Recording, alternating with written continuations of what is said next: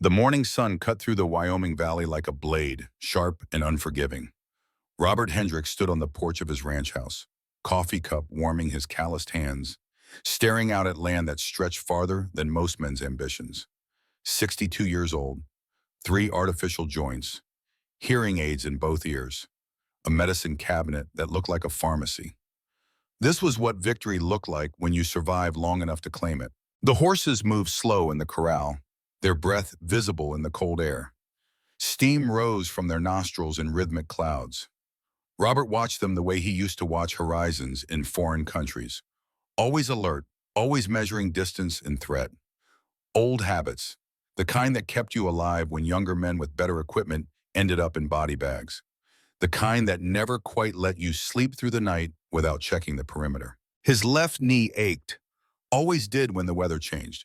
Titanium replacement from 2016, after years of jumping out of helicopters and kicking down doors, finally caught up with him.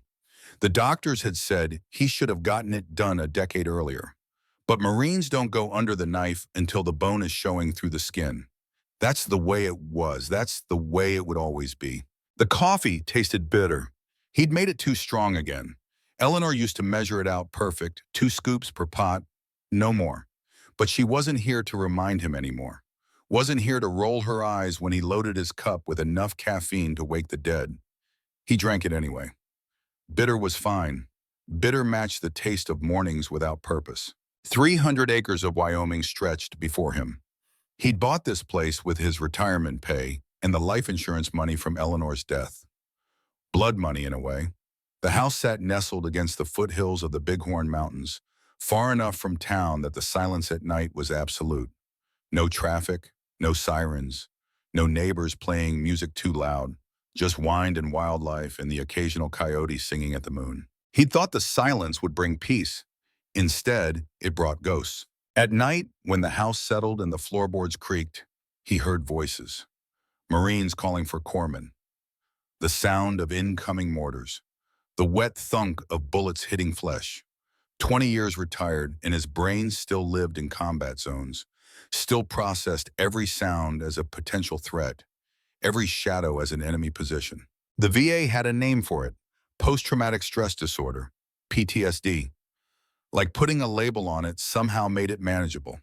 Like knowing what it was called would stop the nightmares. Robert had tried the therapy, sat in groups with other veterans, younger guys mostly, back from Iraq and Afghanistan, with the same 1,000-yard stare he saw in his mirror every morning.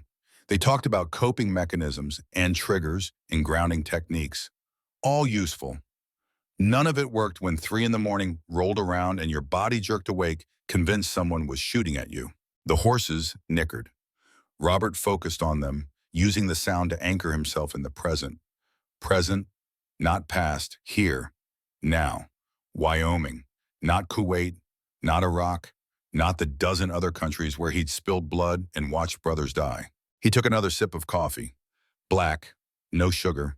The same way he'd drunk it in the desert 34 years ago when the sand turned to glass under artillery fire and the sky rained oil.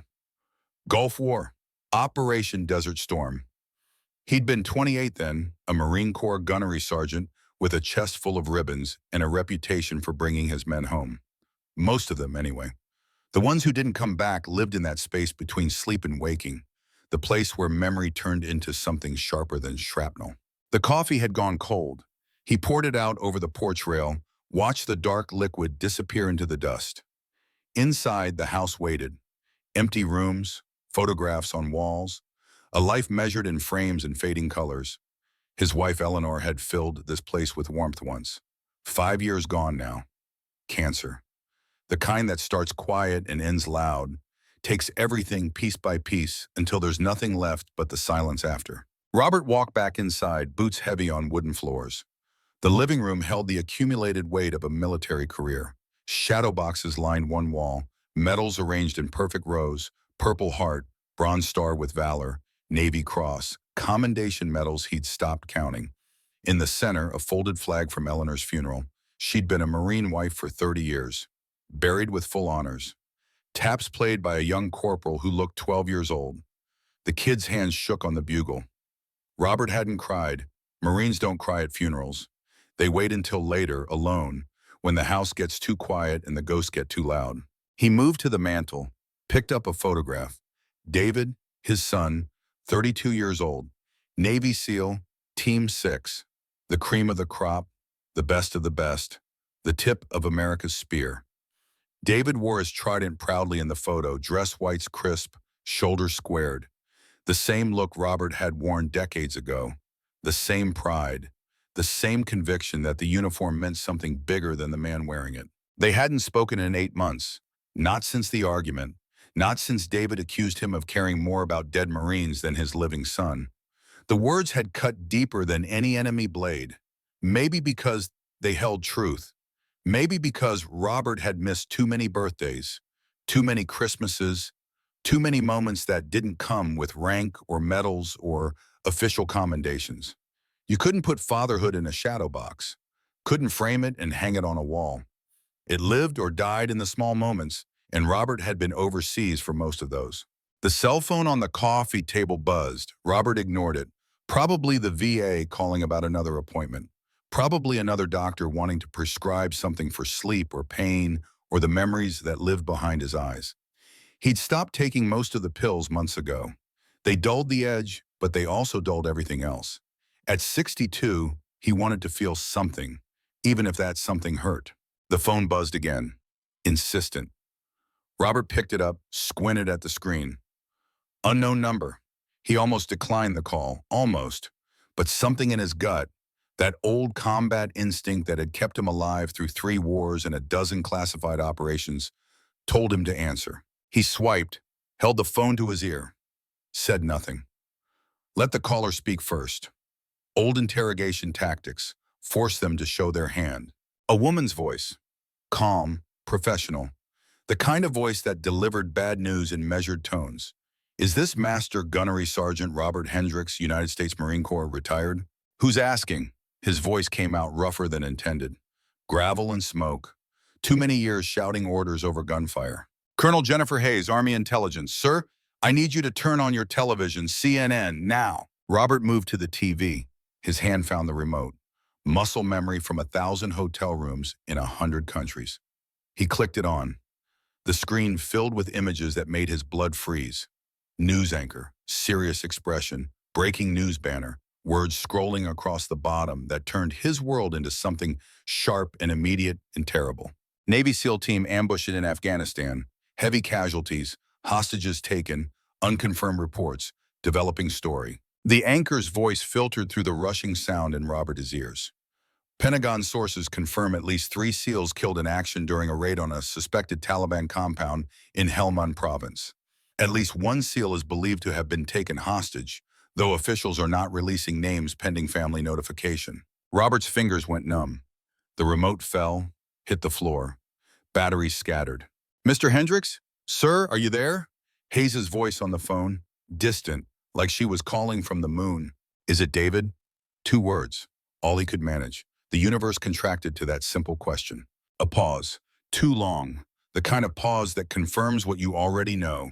What you're praying isn't true. Sir, I can't confirm specific identities over an unsecured line, but I need you to understand that time is critical. Can you meet me today? The TV showed footage. Grainy, satellite imagery, a compound in the mountains, smoke, the aftermath of violence. Then the screen cut to something else. A video. Poor quality, handheld camera, a man bound to a chair, face swollen, blood on his uniform. Features hard to make out, but Robert knew. A father knows. The shape of the jaw, the way he held his head, even in captivity. Spine straight despite the beating, defiance in every line of his body. David, the video showed a man stepping into frame. Middle-aged, beard, traditional Afghan clothing, eyes that carried decades of war. He spoke in Pashto, subtitles appearing at the bottom of the screen. The American Crusaders continue their crimes against the faithful. This soldier, this instrument of imperialism, will face justice. We offer the Pentagon one chance. Release our brothers from Guantanamo. You have 72 hours. After that, your soldier joins his fallen comrades. The screen went black. Then back to the news anchor discussing diplomatic channels and negotiation protocols and all the bureaucratic machinery that ground slowly while men died quickly. Robert's vision narrowed. The edges of the room went dark. His breathing came shallow and fast, heart hammering against ribs that had been broken and healed and broken again across 4 decades of service. This feeling, he knew this feeling. Combat stress. The moment before the bullets started flying. The instant when everything crystallized into perfect clarity. Where? One word. Steady. The shaking gone. This was what training did. Took the chaos and compressed it into something hard and useful and dangerous. Fort Bragg, North Carolina. I have a plane waiting at Cheyenne Regional. Wheels up in 90 minutes. I'll be there in 60. Robert ended the call, stood motionless for 3 seconds, then moved with a purpose he hadn't felt in years. The gun safe in his study opened with a code he'd never forgotten.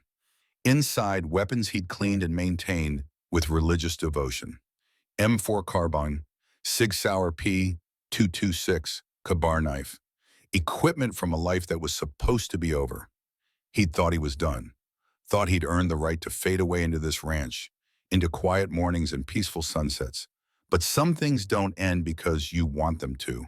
Some wars follow you home. He pulled out his old tactical vest, ran his hands over the worn fabric.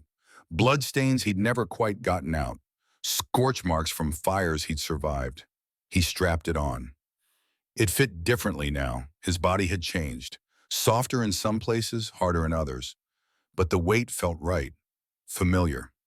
Like greeting an old friend you haven't seen in years, but still recognize the moment they walk through the door. 30 minutes later, Robert drove his pickup truck down the gravel road that led away from the ranch. In the rearview mirror, his home grew smaller. Might be the last time he saw it. Might be the last time he saw anything beyond the inside of a military transport or a foreign prison or a grave. Didn't matter. David was alive.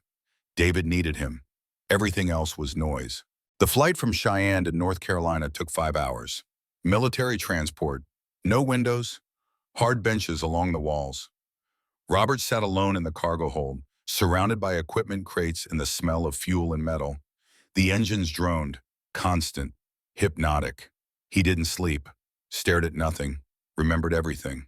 Desert storm, the highway of death, Iraqi tanks burning for miles, the smell of roasted flesh and melted rubber, the way the oil fires had turned day into night, black smoke blotting out the sun.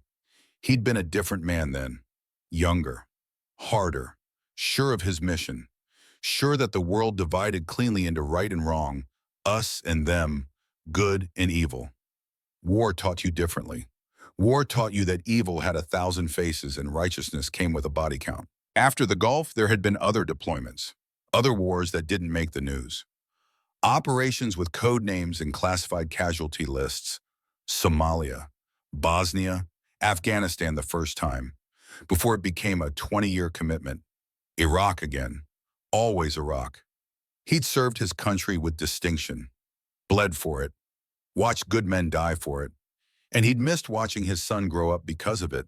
David had been 3 when Robert deployed to the Gulf, 10 when he came back from Somalia missing part of his hearing, 15 during Iraq. By the time Robert retired, David was already in the Navy, already chasing his father's shadow, trying to fill boots that had walked through hell and back so many times they'd worn down to nothing. They'd fought about it, David's enlistment.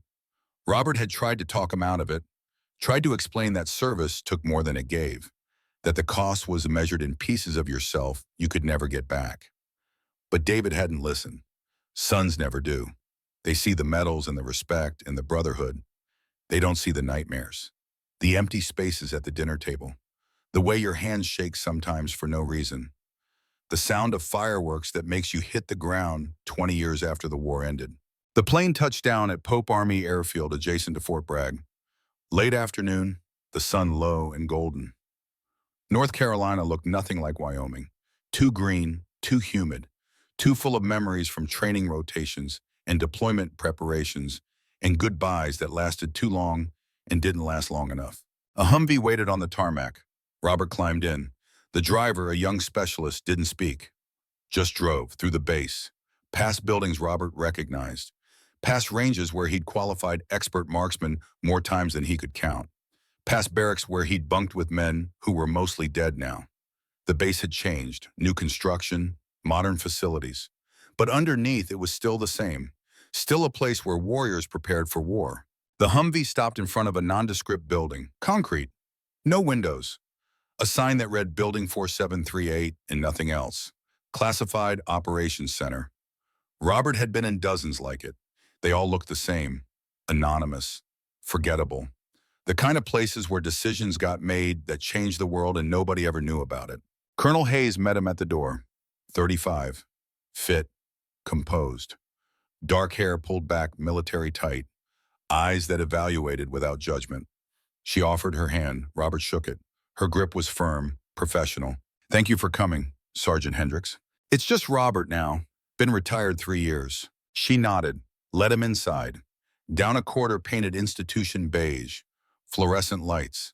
The smell of floor polish and recycled air.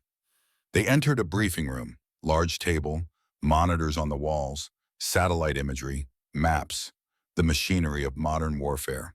And sitting at the head of the table, a man Robert recognized. Lieutenant General William Cross. 4 stars, 60 years old, silver hair, face like weathered granite. They'd served together in the Gulf. Cross had been a captain then. Robert had saved his life during a Republican Guard ambush. Cross had gone on to command. Robert had gone on to fight. Cross stood, extended his hand. Bull, been a long time. Robert took it. They'd called him Bull back then, short for bulldog. The way he'd held positions when everyone else retreated. The way he'd fought when the smart move was to run. He hadn't heard that name in years. General, wish it was under better circumstances. Sit, Cross gestured. Robert sat. Hayes closed the door, locked it. The sound echoed. Final. Cross pulled up an image on the main monitor. The compound from the news. Better resolution now. Thermal overlays, structure analysis. Helmand Province, Spin Boldak region. Taliban stronghold. Your son's team was executing a high-value target raid. Intelligence suggested a mid-level commander. Turned out to be a trap. The screen changed, showed the aftermath, bodies, American bodies, 3 SEAL operators dead. Robert's jaw clenched. David's teammates, brothers, men who'd trained together, fought together, probably joked around together in the ready room before the mission.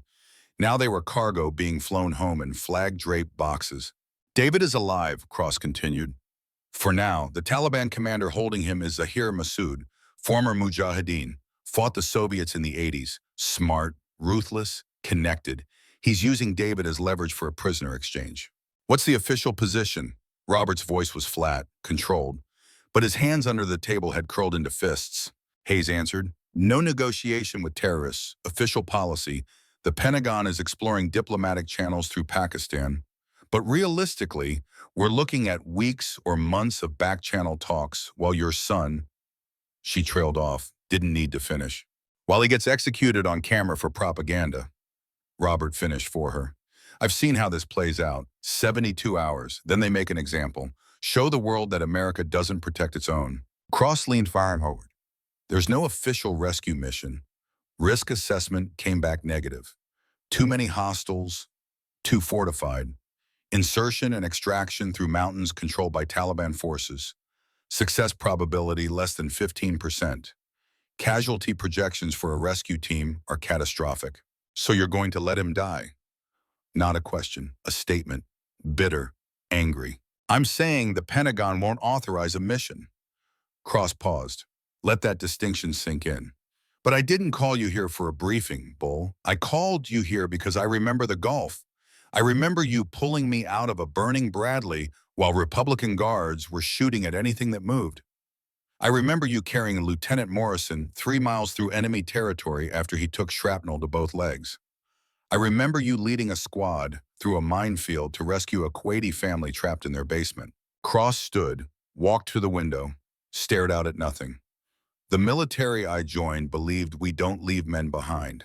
Somewhere along the way, that got complicated. Risk assessment, cost-benefit analysis, acceptable losses. We turned warriors into accountants. He turned back. Your son is one of the best operators I've ever seen. The SEALs don't hand out tridents to just anyone. He's earned his place in that unit. And he's earned better than to be a political casualty because some Pentagon analyst ran the numbers and decided he's not worth the risk. Robert felt something shift. A door opening. A possibility. What are you saying, General? Hayes pulled up another screen. Personnel files. Faces Robert didn't recognize. We can't authorize an official mission, but you're a civilian now. Retired. If you wanted to take a private security contractor job in Afghanistan, that's your business. If you happen to recruit a team from other retired operators, that's between you and them. The United States government can't stop private citizens from conducting business abroad. Plausible deniability. Robert understood. If we succeed, the Pentagon takes credit. If we fail, we're rogue operators who violated international law. Exactly, Cross didn't sugarcoat it. I can give you intel, equipment, a plane to get you in country. After that, you're on your own. No support, no backup, no extraction if things go sideways.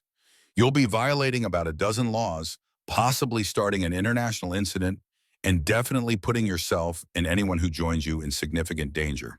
And if I say no, Cross's expression hardened. Then I watch your son die on a propaganda video in 3 days, and I spend the rest of my life wondering if I could have done something different. Robert stood, walked to the map on the wall. Helmand Province. He knew that terrain, had fought there before, back in 2002, before Afghanistan became America's longest war. The mountains, the caves, the 1,000 hiding places for an enemy who knew the land better than any satellite imagery could reveal. It would be suicide for most teams. But Robert wasn't most teams. I'll need men, good men, experienced. He turned across. You got names? Hayes pulled up files. Faces appeared on the screen. Frank Rodriguez, former Army Ranger. Served with you in the Gulf, demolitions expert, currently running a private security firm in North Carolina. Robert knew Frank. Hammer, they'd called him, because that's how he solved problems. Direct, forceful, effective. They'd been through the worst of Desert Storm together, held a position for 6 hours against an Iraqi mechanized division with nothing but small arms and guts. Frank had lost 3 fingers on his left hand to a grenade, kept fighting anyway. Last Robert heard, he'd retired to civilian life, married, grandkids. A peaceful ending to a violent career. James Patterson, former combat medic, Army, multiple deployments, Afghanistan, Iraq, Syria. Knows field medicine better than most doctors. Strong faith. They call him Doc. The face on screen showed a man in his mid-50s. Kind eyes. The kind of man who'd pray over you while stitching up your wounds. Robert had known men like that, the ones who saw hell and still believed in heaven. They made the best medics, kept you alive through sheer force of will and stubbornness. Marcus Webb, Marine Corps sniper, youngest on this list, 28, distinguished service record, expert marksman, tech-savvy, grew up on video games and drones, but he can shoot the wings off a fly at 1,000 yards. Robert studied Webb's file. Young, maybe too young, but the numbers didn't lie. Confirmed kills, mission success rate, commendations. The kid was good, and they'd need a sniper. The terrain in Afghanistan demanded it. I can make the introductions, Hayes said. Most of these men are within driving distance. But Bull, you need to understand what you're asking them to do. These are family men, retired, living peaceful lives. You're asking them to throw that away, to risk everything for a mission that officially doesn't exist. I'm asking them to save one of their own. Robert's voice carried the weight of 4 decades in uniform. That's what we do. That's what we've always done. The mission doesn't change because we took off the uniform. Cross nodded. I'll give you 72 hours. That's what Massoud offered. That's what you've got. After that, this conversation never happened. These files disappear, and you're on your own. Robert looked at the screen, at the faces of men who'd served their country, bled for it, sacrificed pieces of themselves that could never be reclaimed. And he knew with absolute certainty that they'd say yes, because some things transcend retirement. Some bonds don't break just because you're no longer on active duty. Set up the meetings, I'll handle the rest. Hayes and Cross exchanged a look. Then Cross extended his hand again. Good luck, Bull. Bring your boy home. Robert shook it, felt the weight of what he was agreeing to. This wasn't some Hollywood rescue mission. This was real. Bullets and blood and the very real possibility that none of them would make it back. But David was alive. That's all that mattered.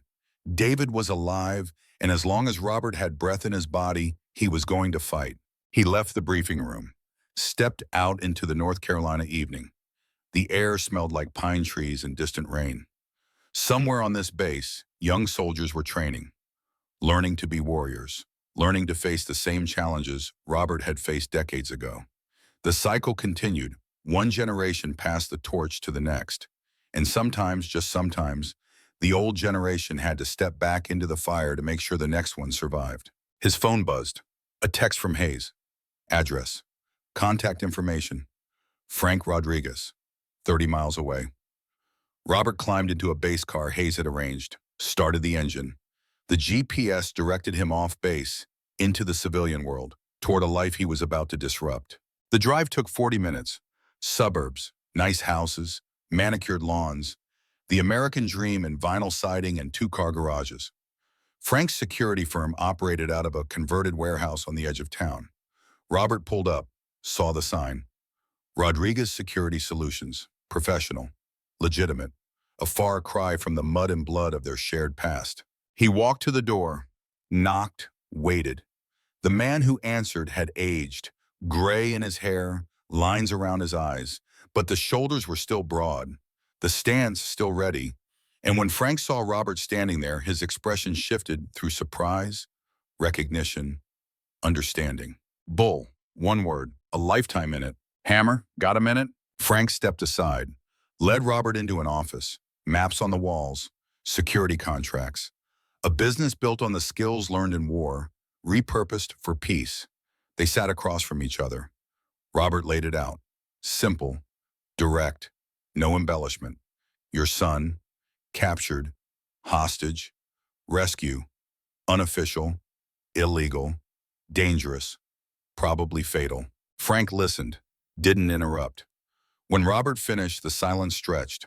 Outside, traffic hummed, normal life continuing while two old warriors contemplated violence in service of salvation. I got grandkids, Frank finally said. 3 of them, little ones. They're the reason I got out, the reason I built this. He gestured at the office.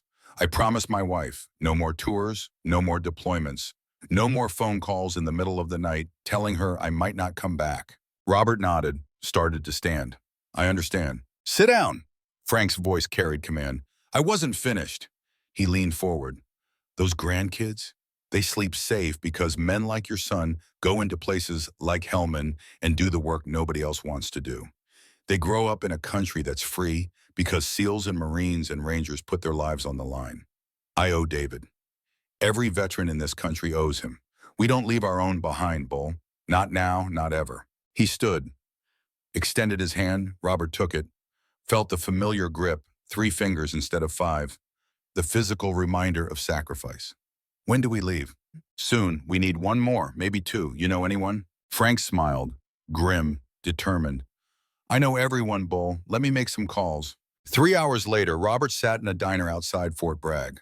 Coffee in front of him, untouched.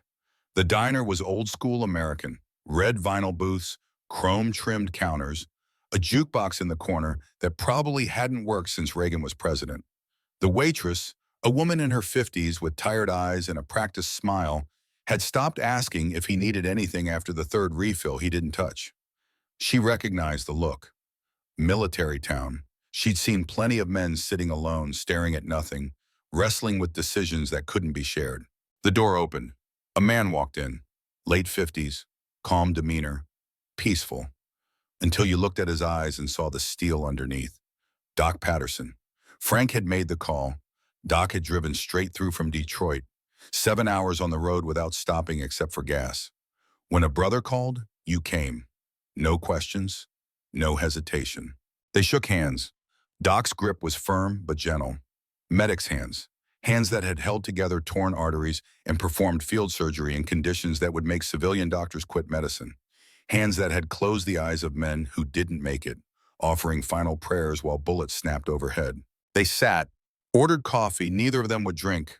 The waitress brought it anyway. Robert noticed Doc's wedding ring. Gold band. Worn smooth from decades of wear. Your wife know you're here? Robert asked. Doc smiled, sad, understanding. Martha knows I got a call from an old friend. Knows it's important. She's been a military wife long enough to understand some things don't need explaining. He paused, took a breath. We lost our son, Michael, Marines, Fallujah, 2004, IED, 22 years old. Robert felt the words like a physical blow. Doc, I'm sorry, I didn't know. No reason you would. We don't talk about it much. Hurts less that way. Doc's fingers traced the rim of his coffee cup. Circular motion. Meditative. Martha and we made peace with it years ago.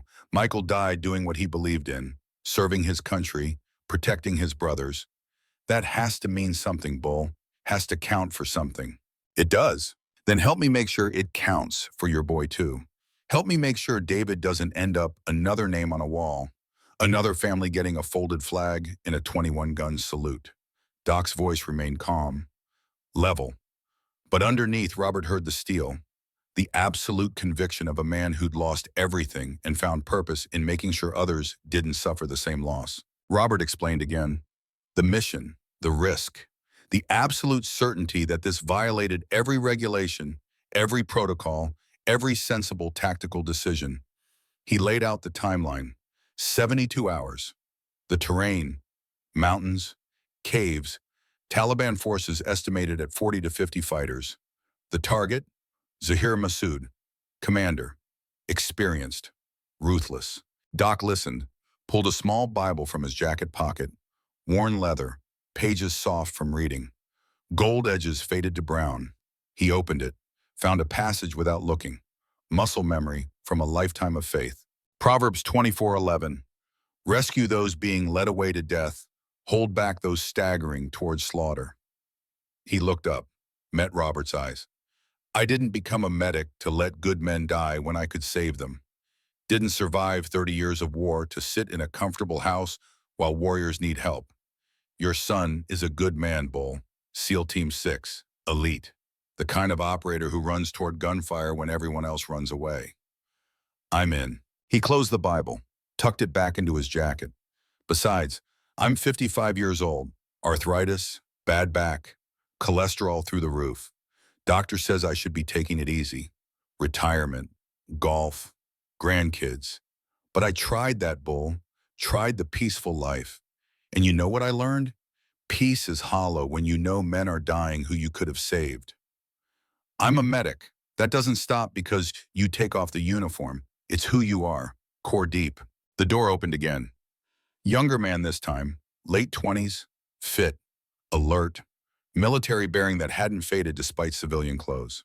Fresh haircut, high and tight, hard to hide the Marine even in jeans and a flannel shirt. Marcus Webb, Frank's second call, the sniper. Webb looked around the diner, evaluated exits, lines of sight, potential threats, all automatic, all unconscious.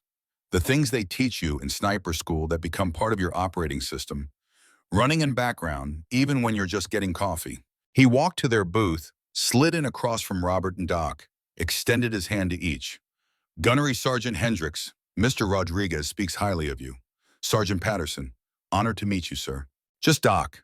And it's Marcus, right? Frank says you can shoot. Webb shrugged. Modest, professional. I do okay. Made it through Scout Sniper School, served 3 tours. Afghanistan mostly, some Syria, did what needed doing. Did what? Robert studied him. 28 years old. Whole life ahead of him. Veteran benefits, GI Bill, college education, waiting. Normal life within reach. And here he was, sitting in a diner, about to throw it all away for a mission that shouldn't exist. Frank explained the situation, Robert asked. Yes, sir. SEAL captured. Helmand Province. Unofficial rescue, high risk, probably illegal, definitely dangerous. Webb's expression didn't change, flat, matter of fact. Also explained that you're the father, that this is personal.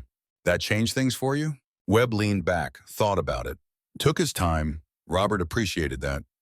Snap decisions got people killed. Careful consideration kept them alive. When I was in Afghanistan, my team got pinned down outside Sangin. Ambush. Taliban had us zeroed in, mortars, machine guns, the whole package. We were going to die. I knew it, could feel it. Then out of nowhere, a SEAL team showed up. Weren't even supposed to be in our sector. Heard the firefight, came running, pulled us out, saved 12 Marines who should have died that day. He looked at Robert, eyes direct, honest. I never learned their names, never got to say thank you, tried to find them after. But you know how it is. SEALs don't exactly advertise. So I figured I owed a debt. To them. To every operator who puts their life on the line for brothers they've never met.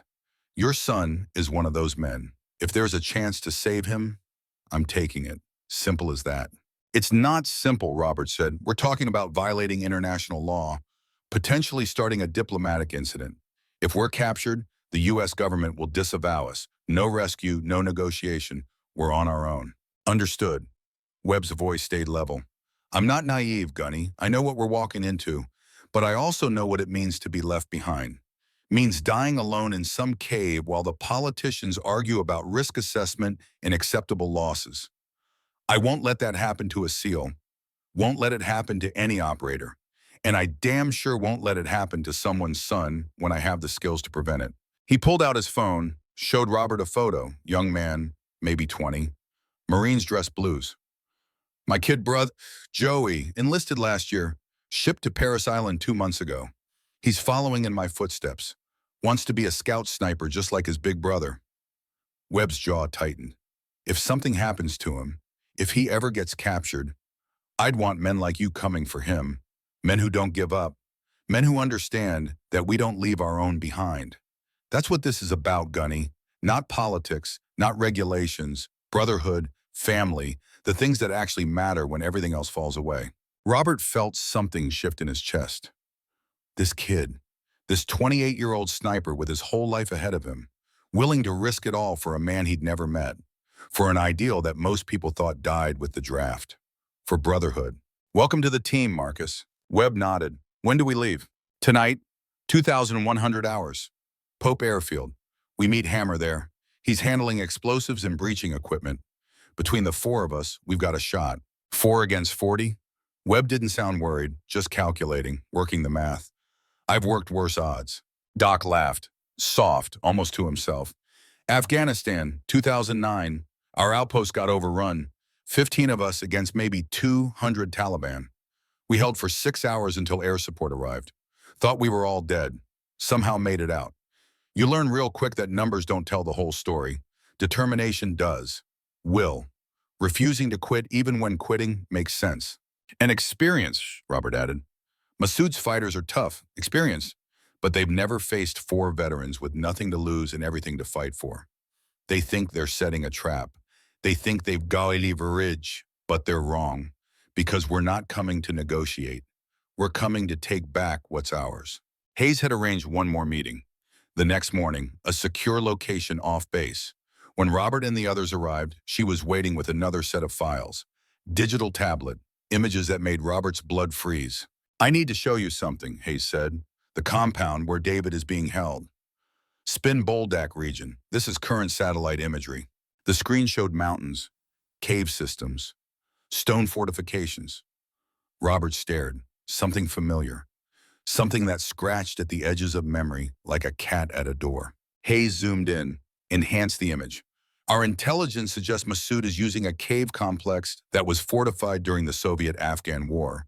It's been modified, updated, but the basic structure dates back to the 1980s. Robert's heart stopped.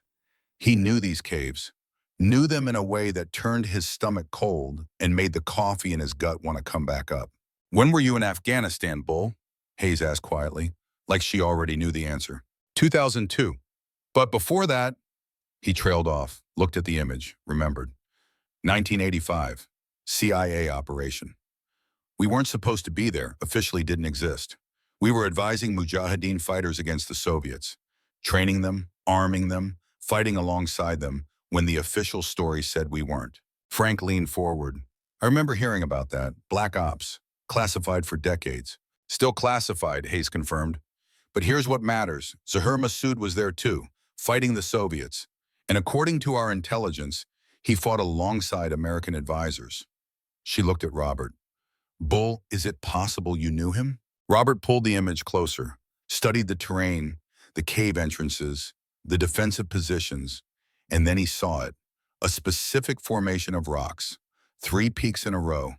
They'd called it the Trident because it looked like Neptune's weapon. He'd spent 3 weeks in those caves, training Mujahideen, running operations against Soviet convoys, living like ghosts in the mountains. And he remembered a young Afghan fighter, mid-20s, fierce, intelligent, a man named Zahir who'd lost his family to Soviet bombs and fought with the desperation of someone who had nothing left to lose. They'd fought together, bled together. Robert had saved Zahir's life during a Soviet ambush, carried him 5 miles through mountain passes while attack helicopters hunted them. But there had been another man, Zahir's brother, Rashid, hot-headed, dangerous, had wanted to attack a Soviet position that Robert's tactical assessment said was too fortified, too risky. Rashid had accused Robert of cowardice, of not understanding what was at stake. They'd argued, and then Rashid had gone anyway, taken 10 fighters against a Soviet mechanized unit. None of them came back. Zahir had blamed Robert, said his caution had killed his brother, that if Robert had supported the attack properly, had committed American resources, Rashid would have succeeded. The partnership had ended. Robert had extracted a month later. Never saw Zahir again. But he'd heard stories, how Zahir had become a commander, how his hatred of foreigners, even those who'd helped him, had grown into something cold and absolute. "He knows you," Hayes said. It wasn't a question. 40 years ago, we were allies. Robert's voice was hollow. And then we weren't. "This changes things." Doc spoke up. "If Massoud recognizes you, if this is personal, then it's a trap," Webb finished. "He didn't just capture a random SEAL. He captured the son of the man he blames for his brother's death." Robert stood, walked to the window, looked out at North Carolina. Safe, peaceful, the world he'd thought he'd retired into. But the past never stayed buried. It always came back, always demanded payment for old debts. "He'll kill David whether we come or not," Robert said. "At least this way, we have a chance. And I know those caves, every tunnel, every escape route. That's our advantage. Massoud thinks he's setting a trap, but I'm the one who knows the terrain." He turned back to the team. Frank, Doc, Webb, good men, men who'd served their country with honor, men who deserved peaceful retirements with their families. And he was asking them to walk into hell for a war that should have ended decades ago. "I need to be honest with you.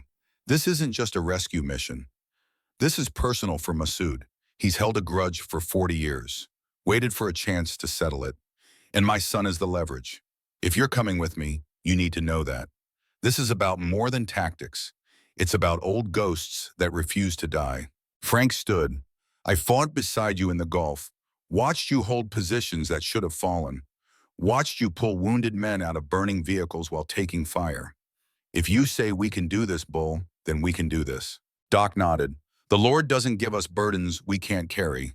He gives us the strength to carry them. I'm not leaving you to face this alone." Webb checked his rifle. Professional, methodical. "I signed up to save lives, sir. That's what snipers do. We protect, we cover, we make sure our team comes home. I'm not letting some Taliban commander with a 40-year grudge change that." Hayes pulled up more imagery. "I can get you equipment, night vision, communications gear, medical supplies. I can get you into Pakistan through back channels. After that, you're on your own. No support, no rescue if things go bad. You'll have 72 hours from wheels up. That's when Massoud's deadline expires. Then we don't waste time." Robert looked at each man. "We leave tonight. Gather your gear. Say your goodbyes if you need to. But understand this. Some of us might not come back. This is voluntary. No shame in walking away." Nobody moved. Nobody spoke. And in that silence, Robert found something he'd thought he'd lost years ago. Purpose, mission, the clear and simple objective that had defined his entire military career. Bring your brothers home. No matter the cost, no matter the risk. Cross had been right. The military had changed, become complicated, risk-averse, political. But the fundamental truth hadn't changed. Warriors don't leave their own behind. Never had, never would. The meeting ended. They dispersed to prepare. Robert stood alone in the parking lot, staring at the sky. Somewhere beyond that blue expanse, David waited. Beaten, bloodied, but alive.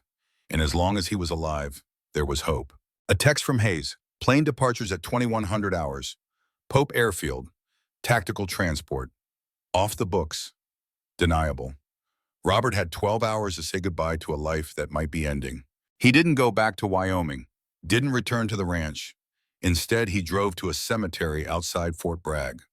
Old military burial ground, row after row of white headstones, men and women who'd served, who'd given everything. He found the one he was looking for. Eleanor Hendricks, beloved wife, proud Marine Corps spouse. Robert knelt, put his hand on the cold marble. I'm sorry, Elle, I know I promised. No more wars, no more deployments. But David needs me, and I can't. I can't let him die alone in some cave while I'm safe at home. His voice cracked. I should have been a better father, should have been there more. This is my chance to make that right, even if it's the last thing I do. The wind blew, trees rustled, and for a moment Robert could have sworn he felt Eleanor's hand on his shoulder. The way she used to comfort him after the nightmares, after the memories got too loud. She'd understood what service cost, had paid her own price as a military spouse. 20 deployments, 100 goodbyes, a lifetime of wondering if each one would be the last. He stood, brushed dirt from his knees, walked back to the car. The sun was setting, painting the sky in shades of red and gold. Beautiful, terrible, like everything else in this world. At 2,100 hours, a plane would take off, carrying 4 men into a war zone, into a mission that shouldn't exist, into the kind of fight that old warriors dream about in retirement. One last operation, one final chance to prove that age doesn't matter when your brothers need you. Robert drove to the airfield, saw the others already there. Frank with a duffel bag full of explosives, Doc with medical supplies, Webb with his rifle case, the tools of his deadly trade. They looked like exactly what they were. Veterans who'd seen too much and done too much and were somehow still willing to do more. Hayes met them at the plane, handed Robert a folder. Everything you need, intel updates, satellite imagery, comm frequencies. After your wheel's up, I can't help you. This conversation never happened. Understood? Understood. Robert took the folder, looked at his team. Last chance. Anyone wants out, no judgment. Silence. The good kind. The kind that comes from men who've made peace with their decision. They boarded. The plane's engines roared. And as the ground fell away beneath them, Robert looked out at America disappearing into the darkness below. Land of the free, home of the brave, protected by men who flew into danger while everyone else slept safe. David was out there, waiting, and Robert was coming, with everything he had, everything he'd ever learned, every skill earned through 4 decades of service. The Taliban thought they had leverage, thought they could use one captured SEAL to make a statement. They were about to learn what happened when you took something from a man who'd spent his entire life taking back what others thought was lost. Bull Hendricks was coming, and hell was coming with him. The C-130 Hercules flew through darkness at 30,000 feet, engines droning a constant mechanical prayer. Robert sat in the cargo hold, back against the cold metal wall, watching his team prepare. Frank checked date cord and C4 charges with the methodical precision of a man who'd blown doors in a dozen countries. Doc organized medical supplies, arranging tourniquets and morphine ampules in order of likely need.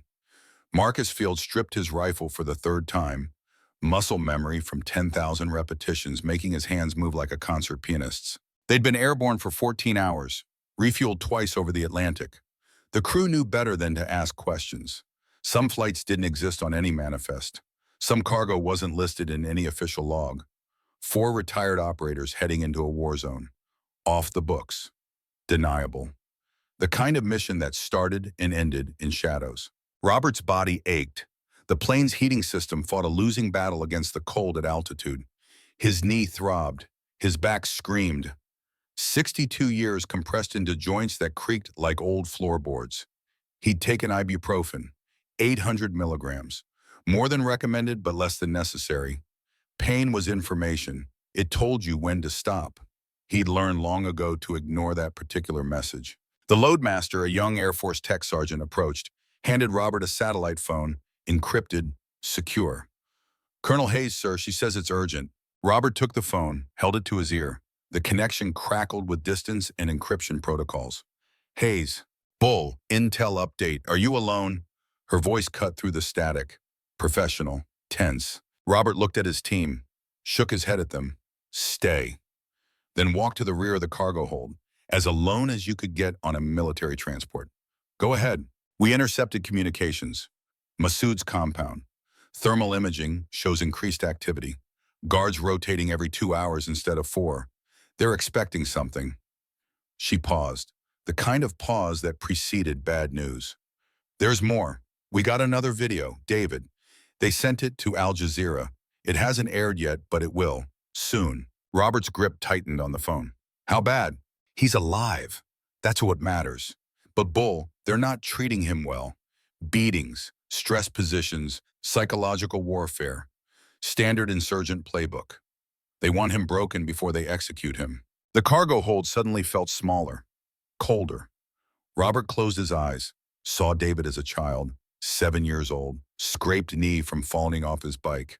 Robert had been home on leave, 2 weeks between deployments. He'd cleaned the wound, applied a bandage, told David that Marines don't cry. David had looked up at him with those big eyes and said, "But it hurts, Dad." Robert had told him pain was temporary. Pride was forever. Had believed it too. Believed that teaching his son to be tough would prepare him for the world. Now David was in a cave halfway across the world, being beaten by men who wanted to break him. And all that childhood toughness seemed like a cruel joke. "Send me the video," Robert said. His voice came out flat, dead. "Bull, I don't think that's a good idea. Seeing him like that, it won't help. I need to see what we're walking into. Need to know his condition, physical state, how much fight he has left." The real reason went unspoken. He needed to see his son. Needed to know David was still David, that they hadn't broken something essential. Something that once broken could never be fixed. Hayes hesitated. Then, "I'm sending it now, encrypted. It'll auto-delete after viewing. Bull, remember, he's a SEAL. They're trained for this. Survival, evasion, resistance, escape. He knows how to endure. I know what SEAL training teaches. I helped write parts of the manual back in '94. Robert's jaw clenched. But knowing how to survive torture and actually surviving it are different things. Theory versus practice. And practice has a way of breaking even the strongest men. The file arrived. Robert opened it. The screen showed grainy footage. Night vision quality. David bound to a chair, face swollen, left eye nearly shut, blood crusted around his nose. His SEAL trident had been torn from his uniform. Lay on the floor, deliberate disrespect, psychological warfare. A figure moved into frame. Zahir Massoud. Older now than Robert remembered. Gray in his beard, lines carved deep around his eyes. But the same intensity, the same cold fury that had burned in the caves 40 years ago when Soviet helicopters hunted them through mountain passes. Massoud spoke in Pashto. Subtitles appeared. "You see, American? This is your soldier, your elite warrior. He bleeds like any man, breaks like any man. Your technology cannot save him. Your satellites and drones cannot reach into these mountains. Only Allah's will matters here, and Allah has delivered him to us. Justice for 40 years of American crimes." He moved closer to David, put a hand on his shoulder. David flinched, barely, a micro-expression that most wouldn't catch. But Robert saw it, saw the pain, the fear, the desperate attempt to maintain composure.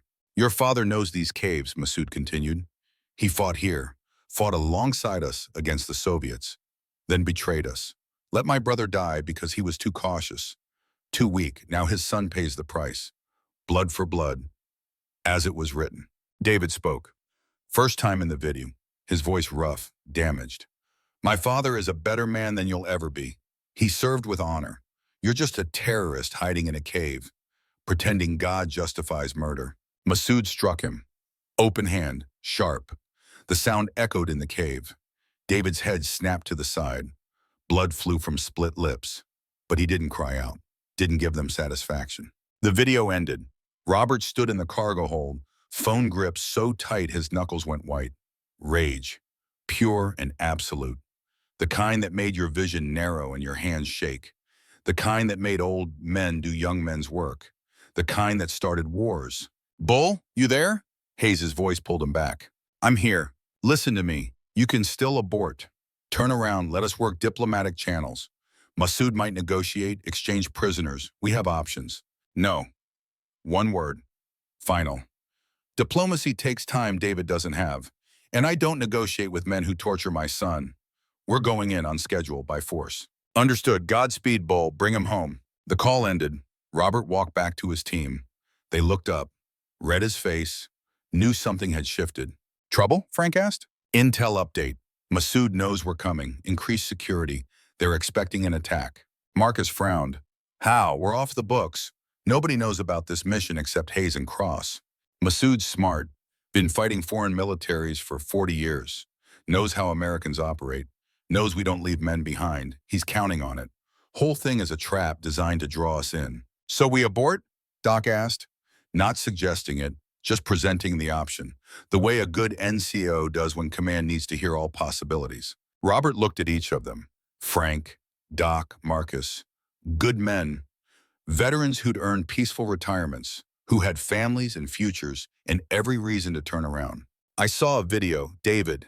They're beating him, breaking him down. Massoud wants him destroyed before the execution. Wants to prove that American elite forces aren't elite, that our best can be broken. He paused.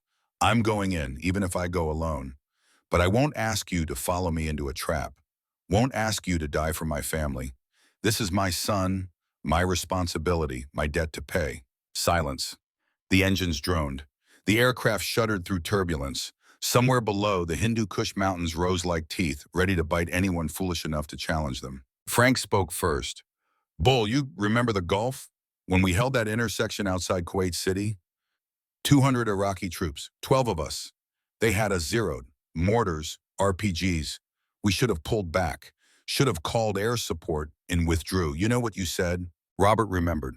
Remembered the smoke and fire and the certainty that they were all about to die. You said Marines don't retreat from a fight just because the odds are bad.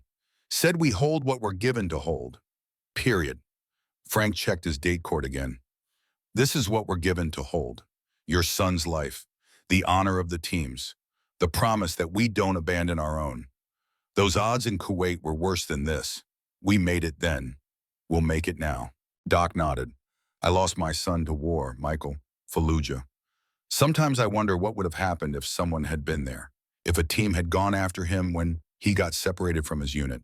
If someone had cared enough to risk everything. He looked at Robert. I can't save Michael, but I can save David. That has to count for something. That has to balance the scales a little bit. Marcus chambered around in his rifle. Let it slide home with a metallic snap. I'm 28. You guys are old enough to be my dad. Hell, Gunny, you're old enough to be my grandfather. But I watched you move back at Bragg. Watch the way you think, the way you plan. Age gave you something I don't have. Experience, wisdom, the ability to see 10 moves ahead. He smiled, grim. Besides, I told you about my brother Joey. He ships to Afghanistan next year. If Massoud gets away with this, if he kills a SEAL and proves Americans won't come for their own, he becomes a symbol. Recruits flock to him. My brother ends up facing an emboldened enemy. No way I let that happen. We go in, we get David, we show these bastards that touching an American operator has consequences. Robert felt something catch in his throat. Pride, gratitude, the deep brotherhood that comes from men who faced death together and agreed to do it again. Thank you, all of you. After this is over, after we're home, I owe you all a debt I can never repay. You don't owe us anything, Frank said. This is what we do, what we've always done. The uniform comes off. The mission doesn't change. The loadmaster returned. Gentlemen, we're 30 minutes from the drop zone. Pakistani airspace. Pilot says we've got a narrow window. Pakistani F-16 patrol these routes. If they catch us, things get complicated. Robert checked his watch. 0342 local time. Still dark. Good. They'd insert before dawn. Use the darkness. The mountains would hide them until they were ready to strike. The team geared up. Body armor. Plates that could stop rifle rounds but couldn't stop age or arthritis, or the fundamental reality that they were 4 men going against 40. Night vision, encrypted radios, Frank's demolitions pack, Doc's medical bag, Marcus's sniper rifle. Everything they'd need and nothing they didn't. Robert strapped on his tactical vest, felt the weight settle across his shoulders. Familiar. Right, like putting on a second skin. In the vest's pockets, he carried photos. Eleanor, David as a child, the ranch, pieces of a life he might never see again. Men carried different things into combat: lucky coins, letters from wives, religious medals. Robert carried memories, reminders of what he was fighting for. The crew chief opened the rear ramp. Cold air screamed into the cargo hold. Below, mountains loomed like frozen waves, jagged, merciless, the kind of terrain that killed even when nobody was shooting at you. 2 minutes, the crew chief shouted over the wind. They lined up. Robert first, then Frank, Doc, Marcus. The jump order mattered. First man out set the tone, showed the others it could be done. Leadership from the front, the way Marines had done it since Below would. Robert's heart hammered. Old body, young adrenaline, the contradiction of a veteran's existence. Your mind remembers being 25. Your body reminds you you're not. 1 minute. He moved to the edge of the ramp, looked down at nothing, at darkness, at the void that might swallow them all. 30 seconds. Frank's hand on his shoulder, firm, steady, the grip of a brother who'd been through hell and came back asking for seconds. 10 seconds. The light turned green. Robert stepped into space. Gravity grabbed him, pulled him down, wind tore at his body. The parachute deployed, jerked him upward, then smooth descent, floating, silent except for the wind. Below, Pakistan, tribal areas, no man's land where government control ended and tribal law began. Smugglers and insurgents and ghosts moved through these mountains. Now 4 more ghosts joined them. Robert landed in scree, loose rock that shifted under his boots. Knee screamed. He ignored it. Collapsed the chute, buried it under rocks. By the time the sun rose, no evidence they'd been here. The others landed nearby. Professional, quiet. Within 5 minutes, they'd consolidated, checked equipment, oriented to terrain. They stood on a ridge 7,000 feet above sea level. Thin air, hard breathing, the kind of altitude that made young men struggle and old men suffer. Frank pulled out a GPS, encrypted, military grade, showed their position and the target, 38 miles northeast, through mountain passes in Taliban territory. 72 hours to cover ground that would take a week at normal pace. We move fast, Robert said. Light and fast, no unnecessary engagements. We're not here to fight the Taliban. We're here for David. Everything else is secondary. They moved out, single file, Robert on point, Frank behind him, Doc third, Marcus bringing up rear, rifle ready to engage threats from behind. Standard patrol formation. Basics that never changed no matter how many years passed or how much technology advanced. The terrain fought them. Loose rock, steep grades, altitude that made breathing feel like sucking air through a straw. Robert's knee protested every step, cartilage grinding on titanium. He pushed through, mind over matter. Pain was just information. Information could be ignored. They moved through darkness, using night vision to navigate. The world rendered in green and black. Shadows and shapes. Everything amplified and distorted. A rock became a man. A bush became a weapon. Your brain played tricks in the dark, made you see threats everywhere. The terrain demanded everything. Robert's knee sent jolts of pain with each step. Sharp, electric, the kind that made you stumble if you weren't careful. He gritted his teeth, pushed through. Behind him, Frank breathed heavy, altitude and age combining into a brutal equation. But neither man complained. Complaining was weakness. Weakness got people killed. Marcus moved like a ghost, young legs, strong lungs, the kind of endurance that came from being 28 instead of 60. But he stayed patient, matched the pace of the older men, never pushed ahead, never made them feel inadequate. Good discipline, the kind you couldn't teach. Either you had it or you didn't. At one point, Frank slipped. Loose rock. His boot shot out from under him. He went down hard, knee first. The sound echoed across the valley. They all froze, waited, listened. Nothing. No response. No alarm. Just the wind and their own breathing. Doc helped Frank up, checked the knee, swollen, not broken. Can you walk? Can I walk? Frank snorted. I once walked 12 miles on a broken ankle in Mogadishu. This is nothing. But Robert saw him limp, saw the pain he tried to hide. They were all hiding pain, all pretending their bodies were still young enough for this kind of work. They continued, mile after mile, rock and scree and slopes that threatened to slide out from under them with every step. Robert's mind wandered. Remembered the last time he'd been in these mountains. 1985. Different war, same terrain. He'd been 31 then, young, strong, immortal the way young men feel immortal. He'd worked with the Mujahideen, CIA operation, off the books, training them to fight Soviets, providing weapons, Stinger missiles, AK-47s, the tools of asymmetric warfare. He'd believed in the mission then, believed they were helping freedom fighters resist communist oppression, didn't understand that the men he was training would someday become the enemy, that the weapons he provided would be used against American soldiers. War had a way of creating its own problems. Solutions today became catastrophes tomorrow. Zahir had been different then, younger, angrier, burned by personal loss. His entire family wiped out by Soviet bombing. Mother, father, 2 sisters. Only he and his brother Rashid survived.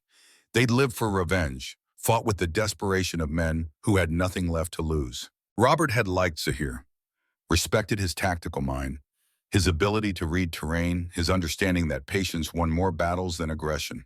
They'd worked well together, right up until Rashid's death. The memory played out like a film. Rashid demanding they attack a Soviet convoy. Robert counseling patience, saying they needed better intelligence, better positioning. Rashid calling him a coward, saying Americans talked big but ran when things got hard. The argument had escalated. Rashid had stormed off, taken 10 fighters, attacked the convoy anyway. The Soviets had been waiting. Ambush, mechanized infantry with air support. Rashid's entire force wiped out in 20 minutes. Robert had listened to it on the radio, heard the screams, the explosions, the desperate calls for help that went unanswered because sending reinforcements would have meant suicide. Zahir had blamed him, said Robert's caution killed Rashid, that if Robert had committed American support, if he'd provided air cover or heavy weapons, Rashid would have succeeded. The partnership ended that day. Robert extracted a week later, never saw Zahir again, never knew what became of him. Until now, until Zahir took his son. Dawn broke over the mountains, pink light touching snow-capped peaks. Beautiful. Terrible. Afghanistan had that quality. Could take your breath away with its beauty one moment and kill you the next. The light revealed the landscape in brutal detail. Jagged peaks, deep valleys, terrain that had swallowed armies for centuries. Alexander the Great, the British Empire, the Soviet Union. Now America. All of them learned the same lesson. Afghanistan didn't belong to anyone. It just waited. Patient, eternal.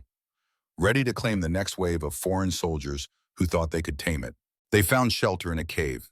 Natural formation, deep enough to hide, positioned to watch their back trail. Robert set watch rotation, 2 hours each. Rest while you can, sleep when possible. The old infantry wisdom, nobody knows when the next chance will come. The cave smelled like animals, bears maybe, or wolves. Something had used this place before. Bones scattered in the back, old, picked clean, nature's reminder that everything died eventually. Everything became bones and dust. Robert couldn't sleep. Lay on cold stone, body exhausted, mind racing. The video of David played on loop behind his eyelids. The swelling, the blood, the barely controlled fear.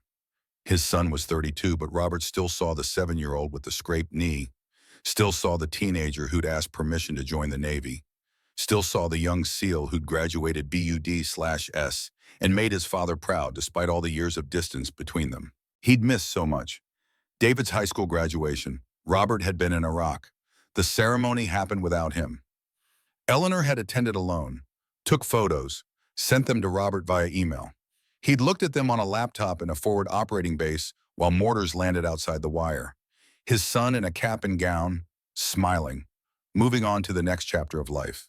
And Robert had been 7,000 miles away fighting someone else's war. David's Navy commissioning. Robert had made that one. Got leave, flew back to Annapolis, watched his son receive his commission as an officer, felt pride so strong it hurt. But even then there had been distance. David's handshake felt formal, professional, like greeting a superior officer instead of a father. The years of absence had created a gap neither knew how to bridge. The last time they'd spoken, 8 months ago, David had called, asked Robert to visit, said he wanted to introduce his girlfriend, talk about the future, maybe get some advice. Robert had said yes, promised to come. Then the VA called with another appointment, tests for the knee, then another deployment of emotional baggage that needed unpacking in therapy. Excuses piled up. Weeks became months. David stopped calling. The girlfriend became an ex. The future remained unspoken. And now David was in a cave, beaten, tortured, waiting for death or rescue. And Robert had one chance to make up for 8 months, for 8 years, for 32 years of being a better Marine than a father. Frank took first watch. The others tried to sleep. Robert lay on cold stone, body exhausted, mind racing, kept seeing David's face in that video, the swelling, the blood, the barely controlled fear. His son, his boy, 32 years old, but still his boy, still the kid who'd scraped his knee, who'd looked up with those big eyes and tried so hard to be brave. Doc appeared beside him, sat down, pulled out his Bible, read silently.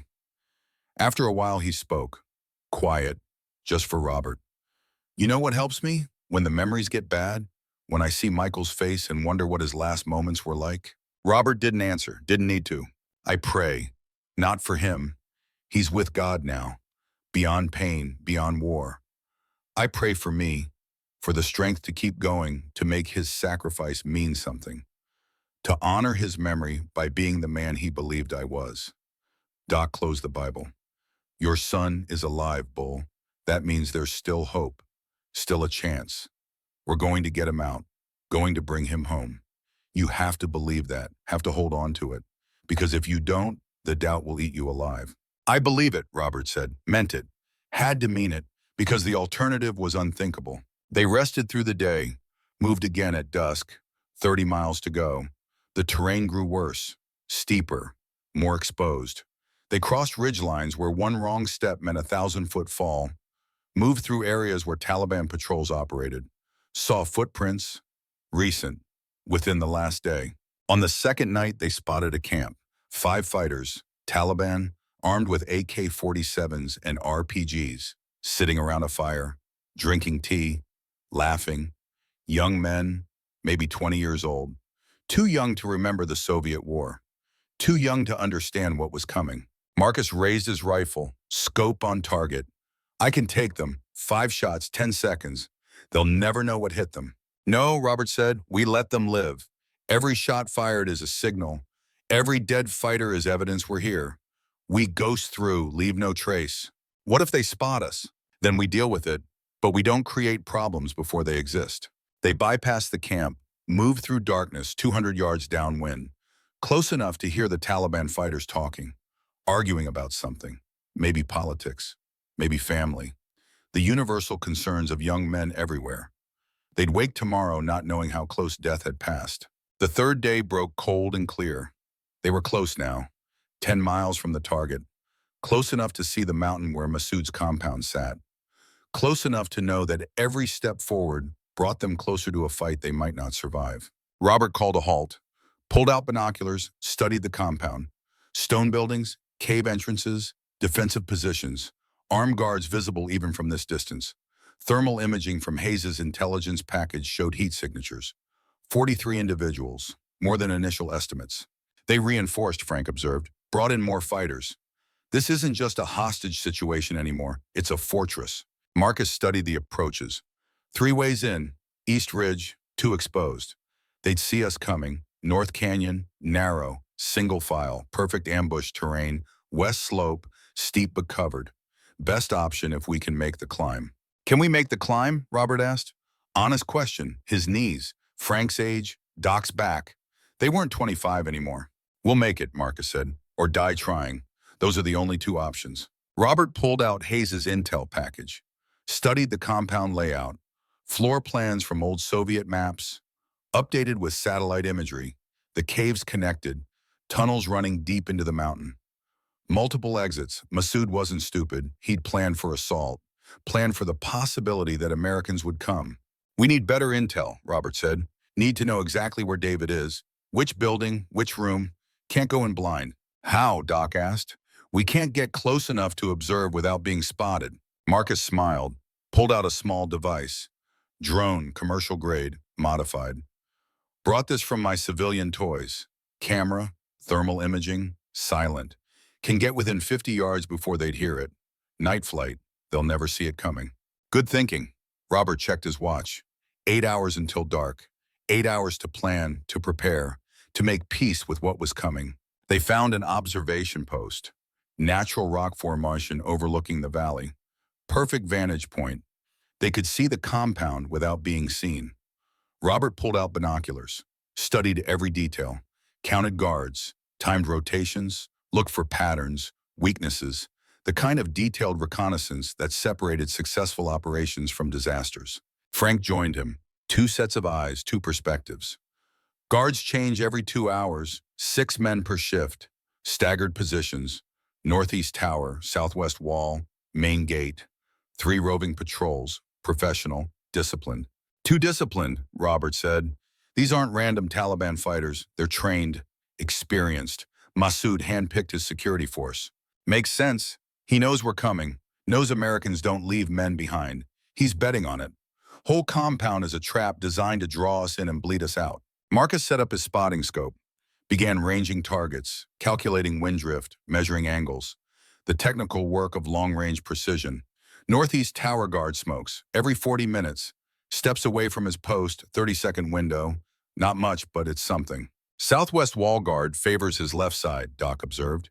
See how he shifts his weight? Old injury maybe, or just uncomfortable. Either way, he's not scanning his sector properly. Dead space to the north. They built a picture. Guard positions, timing, blind spots. The compound had weaknesses. All defenses did. You just had to find them, exploit them. Turn the defender's confidence into vulnerability. The sun crawled across the sky. They took turns observing, resting, eating cold rations that tasted like cardboard in shame. MREs, meals ready to eat, meals rejected by everyone. The same jokes from 40 years ago. Some things never changed. Robert watched the guards, young men, Taliban, maybe 19, 20, old enough to fight. Too young to understand what they were facing. They thought they were defending against a military assault. Helicopters, drones, a company of Rangers or SEALs. They weren't prepared for 4 old men with nothing to lose. You ever think about how we got here? Frank asked. He sat next to Robert, eating a protein bar. 60 years old, retired, should be fishing, playing with grandkids. Instead, we're planning an assault on a fortified compound in Afghanistan. Regrets? Hell no, this is what we do. What we've always done. Just funny how life works out. Spend 30 years in uniform, retire, think you're done. Then something like this happens and you realize you were never really done. The uniform comes off. The mission doesn't. Robert nodded, understood completely. He'd thought retirement meant peace. Quiet mornings, horses, maybe some consulting work. Instead, he'd found himself restless, hollow, like a weapon without a target. Men who lived for a mission struggled when the mission ended. They became ghosts in civilian clothes. Present, but not really there. After this, Frank continued, after we get David out, what then? Back to the ranch? Back to normal life? If we survive this. When we survive this, Frank corrected. Optimism, Bull. We're going to make it. All of us, including David. That's not hope. That's operational requirement. Failure is not an option. Marcus joined them, sat cross-legged on the rock, young body that didn't complain about hard surfaces. I've been thinking about the assault. We've got one major problem, extraction. Even if we get David out, we still have to cross 38 miles of hostile territory to reach Pakistan. On foot, possibly wounded, definitely pursued. Hayes arranged helicopter pickup, Robert said. Pakistani border. She's got contacts. Black ops stuff. They'll get us out. But we have to reach the border first. That's a 12-hour movement. Maybe more if we're carrying casualties. Taliban will hunt us the entire way. We need a contingency. Doc spoke up. We could split up, draw their attention. 3 teams, 1 carries David, other 2 create diversions. Classic E and E tactics. No, Robert's voice was firm. We go in together, we leave together. I'm not splitting this team. We're already outnumbered. Divide us, and we're just easier targets. Then we go loud, Frank said. Forget stealth. Hit them hard, fast. Create so much chaos they can't organize a pursuit. I've got enough C4 to level half the compound. We blow everything, every building, every tunnel. Make them think they're under assault by a full company. By the time they realize it's just 4 guys, we're gone. Marcus considered it. That could work. Noise and confusion, psychological warfare. Make them react instead of act. But it means giving up any chance at surprise. Once we blow the first charge, every fighter in that compound knows we're there. Surprise is already gone, Robert said. Massoud knows someone's coming. Probably figured out it's me, the 1985 connection. He's counting on me making an emotional decision. Rushing in angry and stupid. We do the opposite. We plan. We prepare. We execute with precision. Give him credit for anticipating an attack. Don't give him credit for anticipating us. They refined the plan through the afternoon. Details, timing, contingencies. What happens if this goes wrong? What happens if that fails? Good planning meant thinking through failure modes, assuming Murphy's Law applied. If something could go wrong, it would. Plan for it, prepare for it, adapt when it happened. As the sun set, painting the mountains in shades of red and gold, they conducted final equipment checks. Weapons, ammunition, demo charges, medical supplies. Each item verified, each magazine loaded, each radio tested. Professional soldiers preparing for war the same way they had for decades. The ritual was comfort, familiar, like a prayer before battle. Marcus launched the drone after sunset. They gathered around the tablet, watched infrared feed as the drone flew toward the compound. Silent, invisible. It circled the perimeter, thermal cameras showing heat signatures, buildings, guards, and there in the deepest cave, a single heat signature. Isolated, alone, smaller than it should be, diminished. That's him, Robert said. Knew it, felt it. Father's intuition mixed with 40 years of reading thermal imagery. The heat signature showed someone sitting, not standing, not pacing, conserving energy, enduring. David was still fighting, still holding on. The drone circled, gave them angles, entry points, guard positions, blind spots confirmed, weaknesses verified. After 20 minutes, Marcus recalled it. They had what they needed. Robert laid out the plan, final version, no more revisions. This was it. We go in at 0300, darkest part of night, human circadian rhythm at lowest point, guards most tired, least alert. Marcus sets up overwatch on the east ridge, 800 yards, takes out sentries, gives us a window. Frank, Doc, and I breach the west entrance. Plant charges, blow it, create chaos, use the confusion to reach David. Extract through the north canyon. Marcus covers our exit. We move fast, in and out in 15 minutes. 15 minutes to cover 300 yards. Breach a fortified position, extract a hostage, and escape through a canyon, Frank said. Ambitious. It's what we've got. Robert looked at each of them, saw the determination, the acceptance. These men had made peace with the risk, made peace with the possibility they might not come home. That's what separated warriors from soldiers. Soldiers followed orders. Warriors chose the mission. I won't lie to you, this is a suicide mission by any tactical standard.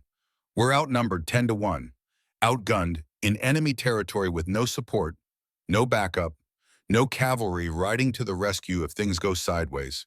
We're it. 4 men against 40, old men against young fighters in their prime. By every metric, we should fail. He paused. Let that sink in. But metrics don't account for experience, don't account for determination, don't account for the fact that we've done impossible things before and lived to talk about them. David is in that cave. My son, a Navy SEAL, an American, one of our own. And I'm not leaving without him. Not if I have to crawl through hell and fight the devil himself. They checked gear one final time. Loaded weapons. Frank's explosives arranged with mathematical precision. Doc's medical bag organized for trauma care. Marcus's rifle cleaned and zeroed.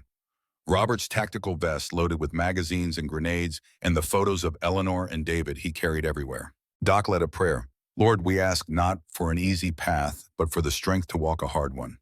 Guide our hands, steady our aim, protect the innocent. And if it be your will, bring us home. But if not, let our sacrifice mean something. Let David live. Let this mission succeed. We ask this in your name.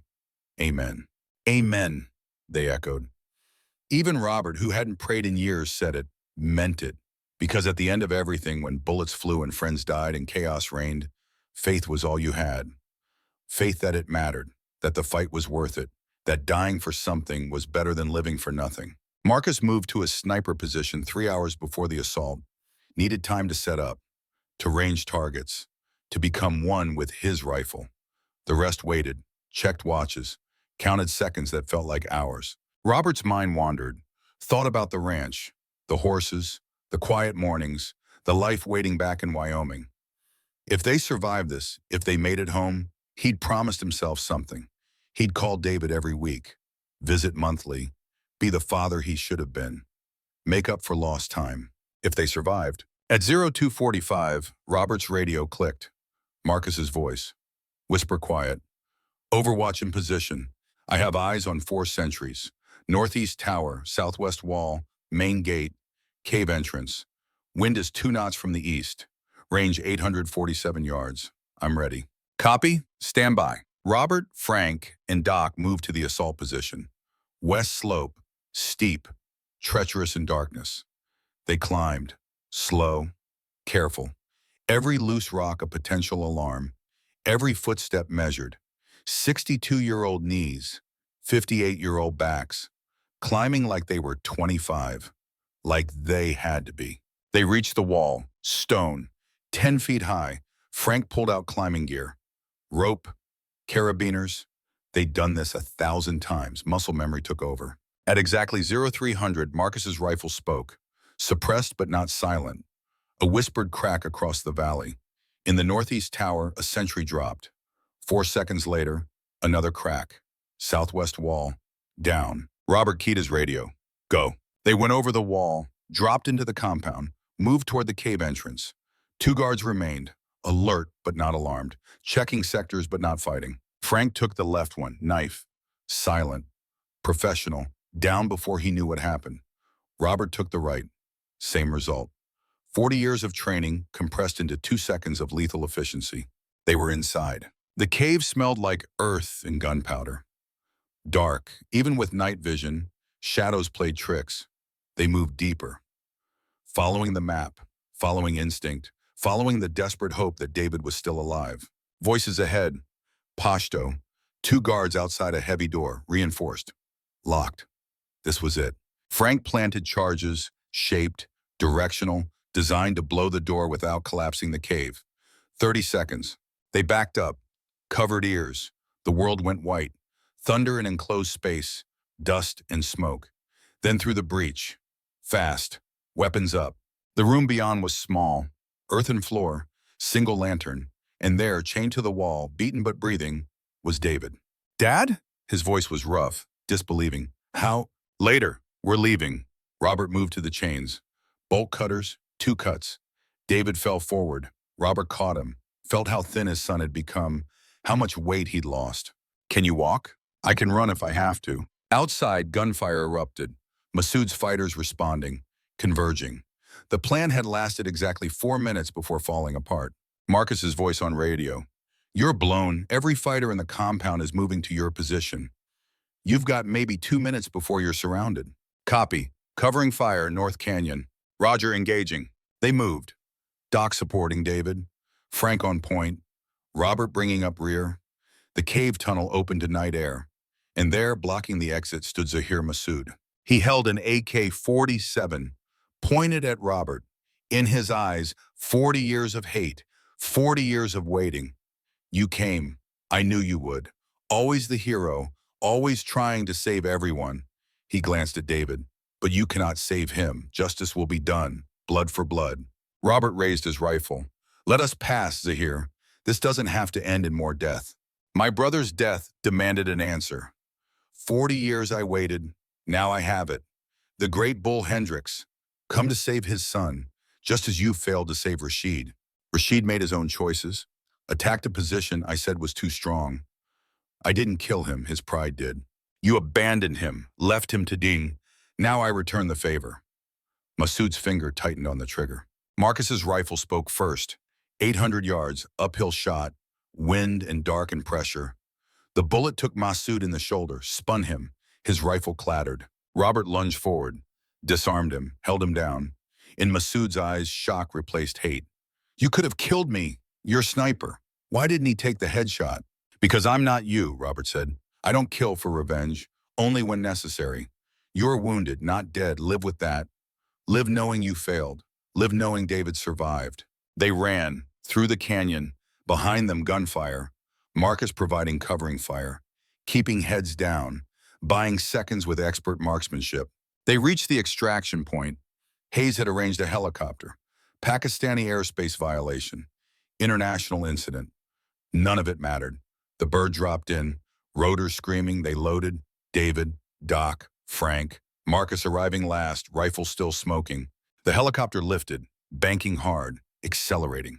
Below, the compound grew smaller, fighters shooting uselessly at the sky.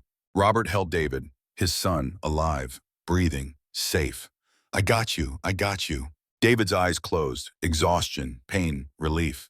I knew you'd come, knew you wouldn't leave me. The words broke something in Robert. All the years of distance, all the missed moments, all the regrets. And in the end, David had believed, had known, had trusted that his father would come. Never, Robert whispered, never again. The helicopter flew into Pakistani airspace, heading for an American base that didn't exist on any map. Behind them, Afghanistan burned. Another mission, another war. But this time, everyone came home. This time, the old warriors had won. The helicopter screamed across the Pakistan border at 200 feet, rotors beating the air into submission. Robert held David against his chest, felt his son's heartbeat. Fast, irregular. The rhythm of a body pushed beyond its limits. David's head rested on Robert's shoulder. Dead weight. Exhaustion or unconsciousness, hard to tell. Blood soaked through the blanket Doc had wrapped around him. Not fresh bleeding, old wounds reopened by movement. The kind of damage that took weeks to inflict and months to heal. Doc worked in the cramped space, hands steady despite the turbulence. Checked vitals, pulse, blood pressure, pupils. The clinical assessment of a medic who'd seen too much trauma to panic. He caught Robert's eye, shook his head slightly. Not good, but not fatal. The narrow space between survival and disaster where combat medicine lived. He needs a hospital, Doc shouted over the rotor noise. Real doctors, surgery, these are field dressings. Temporary. He's stable now, but infection is the real enemy. Internal injuries I can't assess without imaging. Robert nodded. Couldn't speak. Throat too tight. 38 hours since they'd inserted. Felt like 38 years. His body screamed. Knee swollen to twice normal size. Back locked in spasm. Hands shaking from adrenaline crash. 62 years old and he just fought like he was 25. The body would send the bill later. Right now, he didn't care. David was alive. Everything else was negotiable. Frank sat against the opposite wall, eyes closed, not sleeping, just existing, conserving energy the way old soldiers did. Marcus cleaned his rifle. Methodical, obsessive. The post-combat ritual that let you process what just happened without actually thinking about it. They'd killed men tonight, Taliban fighters, enemy combatants. The labels made it easier. Made it something you could live with when the adrenaline faded and the humanity returned. The pilot's voice crackled through the headset. 5 minutes to landing. Prepare for fast offload. We're not supposed to be here. Pakistani authorities are pretending we don't exist, but that courtesy has a timer. Robert looked out the open door, dawn breaking over the mountains. Pink and gold light touching peaks that had witnessed centuries of war. The Silk Road had passed through here once. Alexander the Great's army, the Mongols, the British Empire, the Soviet Union. Now America. All of them learning the same lesson written in blood and stone. These mountains didn't care about empires, didn't care about ideology. They just waited, patient, ready to claim the next army foolish enough to think they could be conquered. The helicopter dropped fast, combat landing hard. Robert's knees screamed. He ignored it. They were on the ground. Pakistani military base that didn't officially exist. Black site. The kind of place where deniable operations happened and uncomfortable truths got buried. Medics rushed forward with a stretcher. American. Army. How they got here, Robert didn't ask. Better not to know. They loaded David, gentle but efficient, carried him toward a building marked with a red cross. Field hospital, real equipment, real doctors. The difference between field medicine and actual care. Robert tried to follow. Doc grabbed his arm. Let them work. You being there won't help. Might hurt. You're covered in blood and cordite. Look like something from a horror movie. Let the professionals do their job. That's my son. I know. That's why you need to trust me. David needs surgery, needs rest, needs space to heal. What he doesn't need is watching his father fall apart in the corner.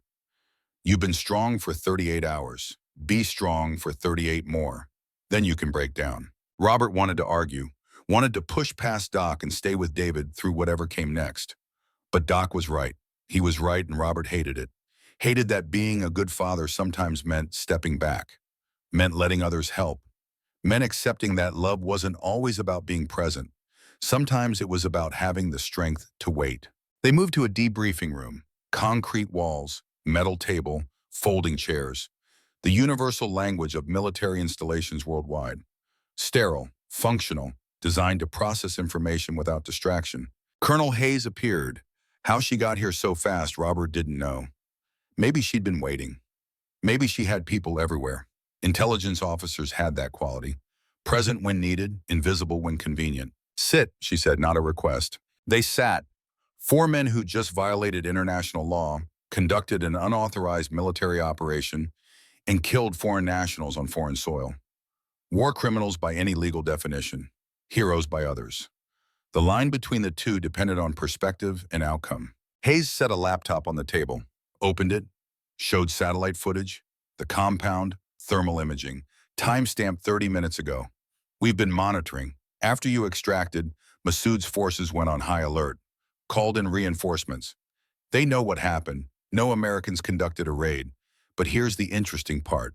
She pulled up communications intercepts. Pashto, translated subtitles. Massoud talking to someone, angry, frustrated. He's not calling for retaliation, not demanding blood. He's asking how you knew, how you found the compound, how you breached security. He's looking for a leak. A leak, Frank repeated. On his side or ours? Hayes' expression darkened.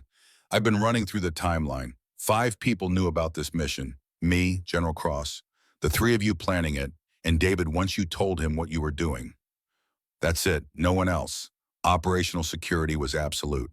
So how did Massoud know to expect an attack? Marcus asked. He reinforced, changed guard rotations, prepared for exactly what we did, someone told him. Hayes pulled up another file, personnel records. I've been investigating, looking for anomalies, financial irregularities, unexplained contacts.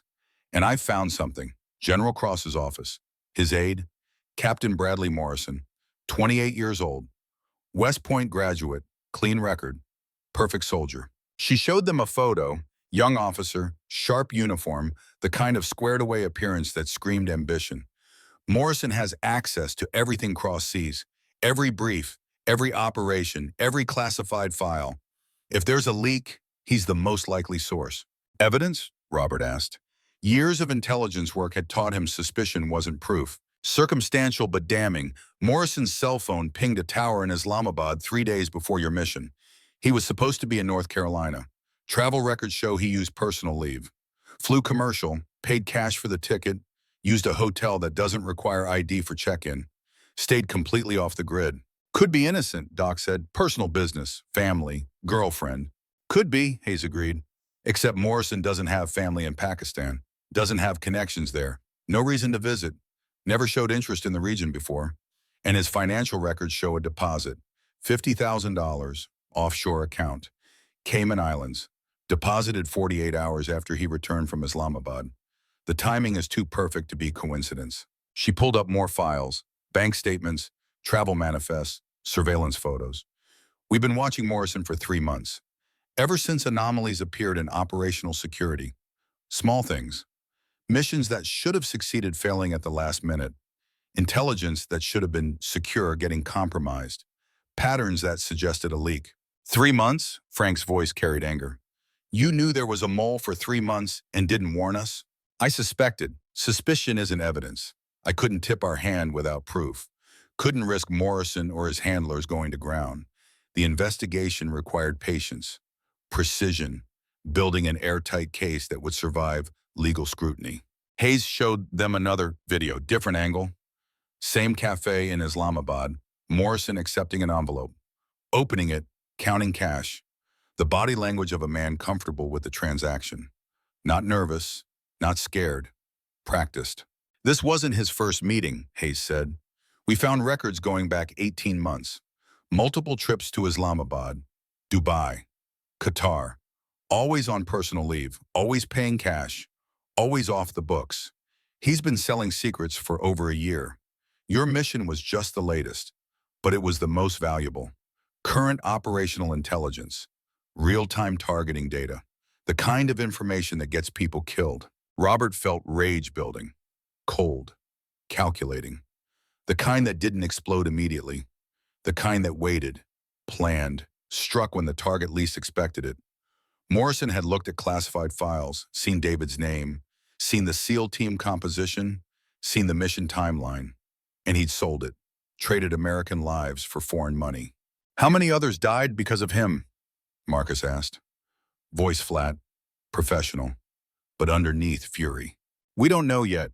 We're reviewing every mission that went wrong in the past 18 months, trying to determine which failures were legitimate and which were compromised. Could be dozens, could be hundreds if you count indirect casualties. Afghan informants, local allies, people who trusted us. The room went quiet, the weight of betrayal settling like lead. $50,000, the price Morrison had accepted for David's life, for the lives of Frank, Doc, Marcus, and Robert. For every other operator, Morrison had sold out. You think he sold us out, Frank said. Not a question. Statement of fact. I think someone did. And Morrison fits the profile. Young, ambitious, access to everything cross seas. Financial motive, means an opportunity. He checks every box. Hayes showed them Morrison's background. West Point, top of his class, honors graduate, fast-tracked for promotion. Officer candidate school, airborne school, Ranger school, everything needed for a stellar career, which made the betrayal worse. Morrison had been given every advantage, every opportunity, and he'd chosen treason. What turned him, Doc asked. Money alone doesn't explain it. Plenty of officers have debt, have financial pressure. They don't sell secrets. We're still working on that, interviewing associates, checking his history, but preliminary psych profile suggests narcissism, entitlement. He believed he deserved more than the military was giving him, believed he was smarter than his superiors, that the rules didn't apply to him. Classic profile, Robert said. I've seen it before. Young officers who think rank makes them special, who confuse authority with intelligence. They make the worst traitors because they don't even understand what they're betraying. Hayes nodded. Morrison kept a journal. We found it in his apartment, encrypted. Took our best cyber team 4 hours to crack. He detailed everything, every meeting, every payment, every secret sold. He thought he was being clever. Thought encryption made him safe. Didn't understand we have resources he can't imagine. She pulled up excerpts. Morrison's own words, arrogant, self-justifying. They don't appreciate me, don't recognize my value. If the military won't reward excellence, I'll find someone who will. Further down, the Taliban paid more for last week's brief than the Army pays me in 6 months. Who's really winning here? And later, sold deployment schedule for SEAL Team 6, $75,000, easiest money I've ever made. These idiots will never know. Too busy playing hero to notice the real game. Robert wanted to put his fist through the laptop, wanted to find Morrison and make him understand the cost of his game. But violence wouldn't fix this, wouldn't bring back the dead, wouldn't heal David's injuries. Justice required patience, required process, required letting the system work even when you wanted to bypass it. Where is he now? Robert asked. Fort Bragg, still at his post, still working for Cross. I haven't confronted him, haven't tipped our hand. If Morrison is the leak, Charging him prematurely could spook other assets, could warn his handlers. This might be bigger than one captain selling secrets, might be a network, a cell of compromised officers. We need to follow the chain, map the connections, take down everyone involved. How long? Marcus asked. Hours, maybe a day. We're tracking his communications, monitoring his movements. The moment he makes contact with his handlers, we'll know. We'll have evidence of conspiracy, proof of ongoing espionage. Then we move. Fast. Simultaneous arrests across multiple locations. Roll up the entire network before they can react. What do you need from us? Doc asked. Testimony. When we move against Morrison, we'll need your statements. What happened on the mission, how Massoud anticipated your movements, how the compound was reinforced exactly where you planned to breach. Pattern of behavior consistent with compromised intelligence. Your word carries weight. Decorated veterans, Purple Hearts, Bronze Stars, Silver Star, Navy Cross. When you say the mission was compromised, people listen. You'll have it, Robert said. Written, signed, whatever you need. Morrison put my son in that cave. He's going to pay for that. He's going to spend the rest of his life in Leavenworth. And everyone who helped him is going down too. While Morrison keeps working, Robert said, bitter, angry, keeps selling information, keeps getting people killed, I'm having him watched. Every communication monitored, every movement tracked. If he makes contact with Taliban assets, we'll know. If he tries to run, we'll stop him. But right now, he's more valuable to us in place, following the chain, finding out who else is involved. Hayes closed the laptop, looked at each of them. You did good work, saved an American SEAL, proved we don't abandon our own, but this isn't over. Massoud is still out there, still operational, and someone in our chain of command is feeding him information. We need to clean house, root out the rot, make sure this never happens again. Robert stood, bones creaking, muscles screaming, every year of his age announcing itself. I want Morrison, when you move, when you take him down, I want to be there. That's not protocol. I don't care about protocol. That son of a bitch sold my son to the Taliban. Took money to put an American operator in a cave to be tortured. He's mine. Hayes considered it, then nodded. When the time comes, I'll let you know. The debriefing ended. They were shown to quarters. Temporary housing, clean beds, hot showers. The small luxuries that felt massive after days in the field. Robert showered until the water ran cold, watched blood and dirt swirl down the drain. Afghanistan washing away, the physical parts at least. The rest would stay. The memories, the faces of men he'd killed, the sound of bullets hitting flesh. That stayed forever. He dressed in clean clothes provided by base quartermaster. Army AC us, wrong service, but they fit.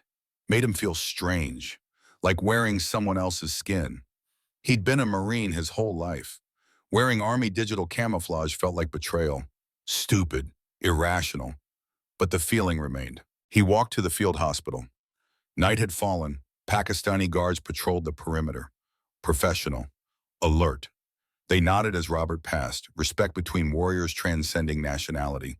They knew what he'd done, knew he'd gone into the mountains and came back with his son.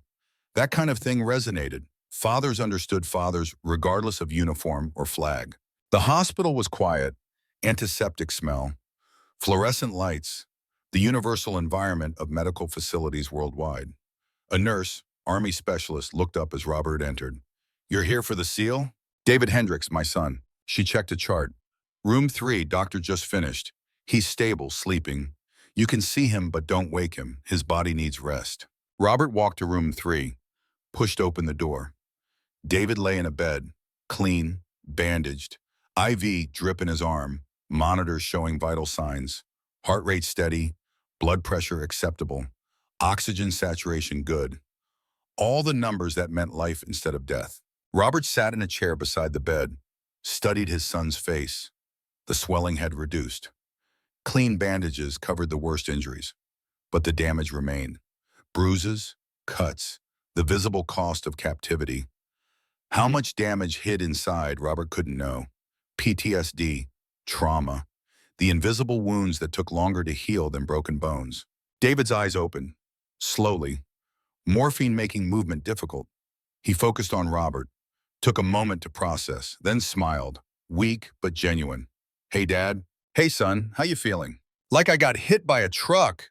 Then the truck backed up and hit me again. He tried to laugh, winced.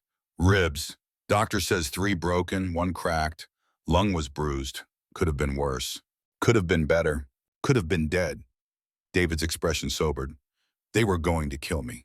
Tomorrow. Massoud told me. Said he'd waited 40 years to make you watch your son die.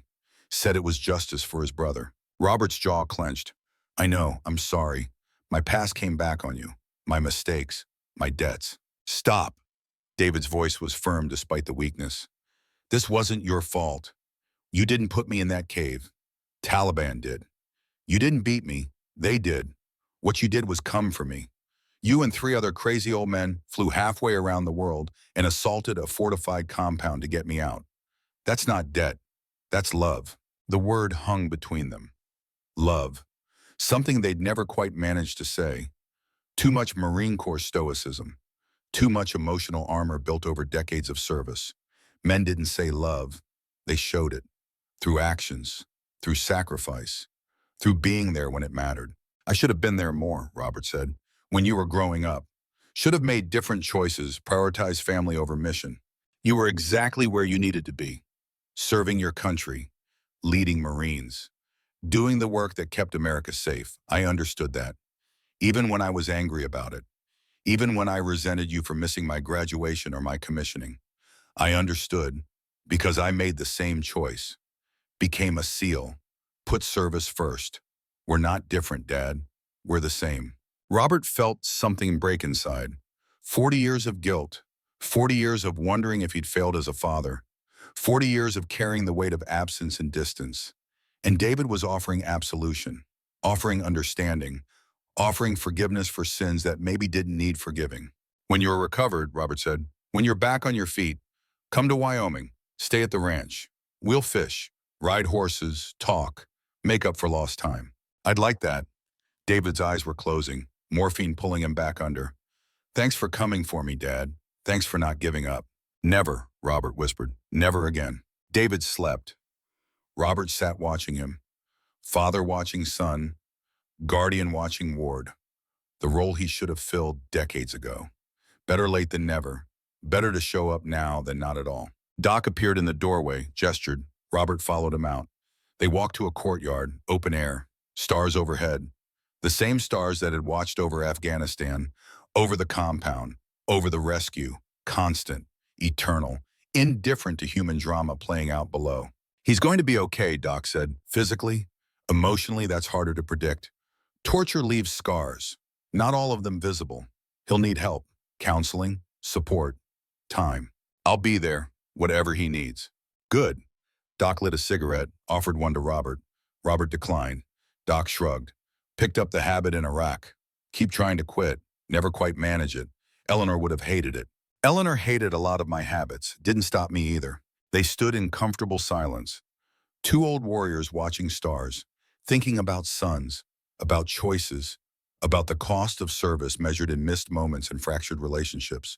I keep thinking about Michael, Doc said, my son, wondering if someone came for him, if a team tried to rescue him when he got separated. If somewhere out there, a father like you dropped everything to save him. I'll never know. But helping you save David, that closes something for me. Balances the scales a little. You saved him much as I did, maybe more. Your medical skills kept him alive on the flight, kept him stable. I pulled the trigger. You did the healing. Both matter. We make a good team. Old men with too much experience and not enough sense. Doc took a long drag, exhaled smoke into the night. What happens now? We go home? Back to retirement? Pretend this never happened? Hayes wants statements. Testimony against Morrison. After that, I don't know. Part of me wants to disappear. Go back to Wyoming. Never touch a rifle again. But another part knows we're not done. Massoud is still out there. Morrison might be part of something bigger. Loose ends that need tying. You thinking about continuing? Marcus joined them, appeared from shadows like he'd been standing there all along. Sniper's habit, moving quiet. Because I've been thinking the same thing. We proved something tonight. Proved age doesn't matter when training and heart align. Proved we can still do the work. Maybe there's more work that needs doing. Frank arrived last, limping, knee wrapped in fresh bandages. The medics had looked at it, strained ligaments, bone bruise, nothing broken but nothing good either. Heard you idiots talking about more missions.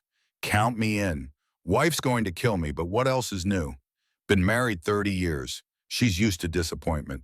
Your wife is a saint, Doc said, putting up with you all these years. That woman deserves a medal. She's got one, Purple Heart. Wives of career military.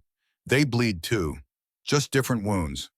Frank pulled out a flask, took a sip, offered it around. Robert declined. Doc accepted. Marcus shook his head. We need to talk seriously, Robert said, about what happens next. Tonight was successful. We got lucky, good planning, better execution. But we're not kids anymore. We're old men playing at war. Next time luck might run out. Wasn't luck, Marcus insisted. Training. Experience.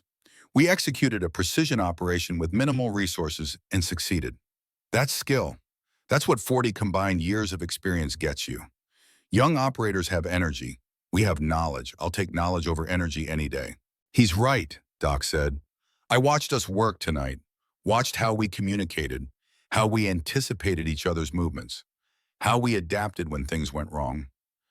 That's not something you can teach. That's earned, paid for in blood and time. Robert looked at each of them, saw what he felt, the satisfaction of mission accomplished, the high that came from doing what you were trained to do, the purpose that civilian life couldn't provide. They tasted it again, remembered what it felt like to be warriors instead of retirees, and none of them wanted to give it back. If we do this, Robert said slowly, if we keep going, it can't be like tonight, can't be off the books, can't be illegal. We need sanction, official status, something that doesn't end with us in Leavenworth or worse. Hayes might help, Marcus suggested. She's got connections, black ops, special access programs. Maybe there's a place for 4 retired operators with specific skill sets, the kind of jobs regular military can't touch. Deniable but necessary. Mercenaries, Doc said, not judging, just stating fact, processing the implication. Contractors, Frank corrected. Private military, legal, regulated. We'd be working for the government, just not wearing the uniform. Plenty of veterans do it. Triple canopy, Blackwater before it became toxic. DynCorp, Academy. Why not us? We've got the skills, got the clearances, got the experience, and God knows we've got the motivation. Robert considered it. Retirement had felt like death, slow, inevitable, losing purpose one day at a time, watching the clock, counting pills, measuring life in doctor's appointments and VA benefits. Tonight had reminded him what living felt like. Having a mission, having brothers, having a reason to wake up and push through the pain. Private military contracting has a reputation, Robert said. Some of it deserved.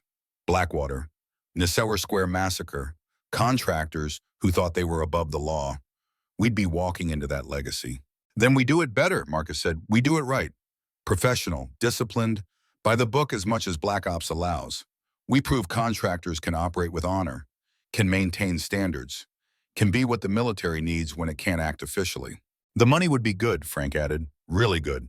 I checked rates once. Contractors in Afghanistan pull 6 figures. Hazard pay, bonuses, tax advantages, could set up our families, college funds for grandkids, retirement that actually means something. It's not about money, Doc said quietly. It's about purpose. I've been retired 3 years.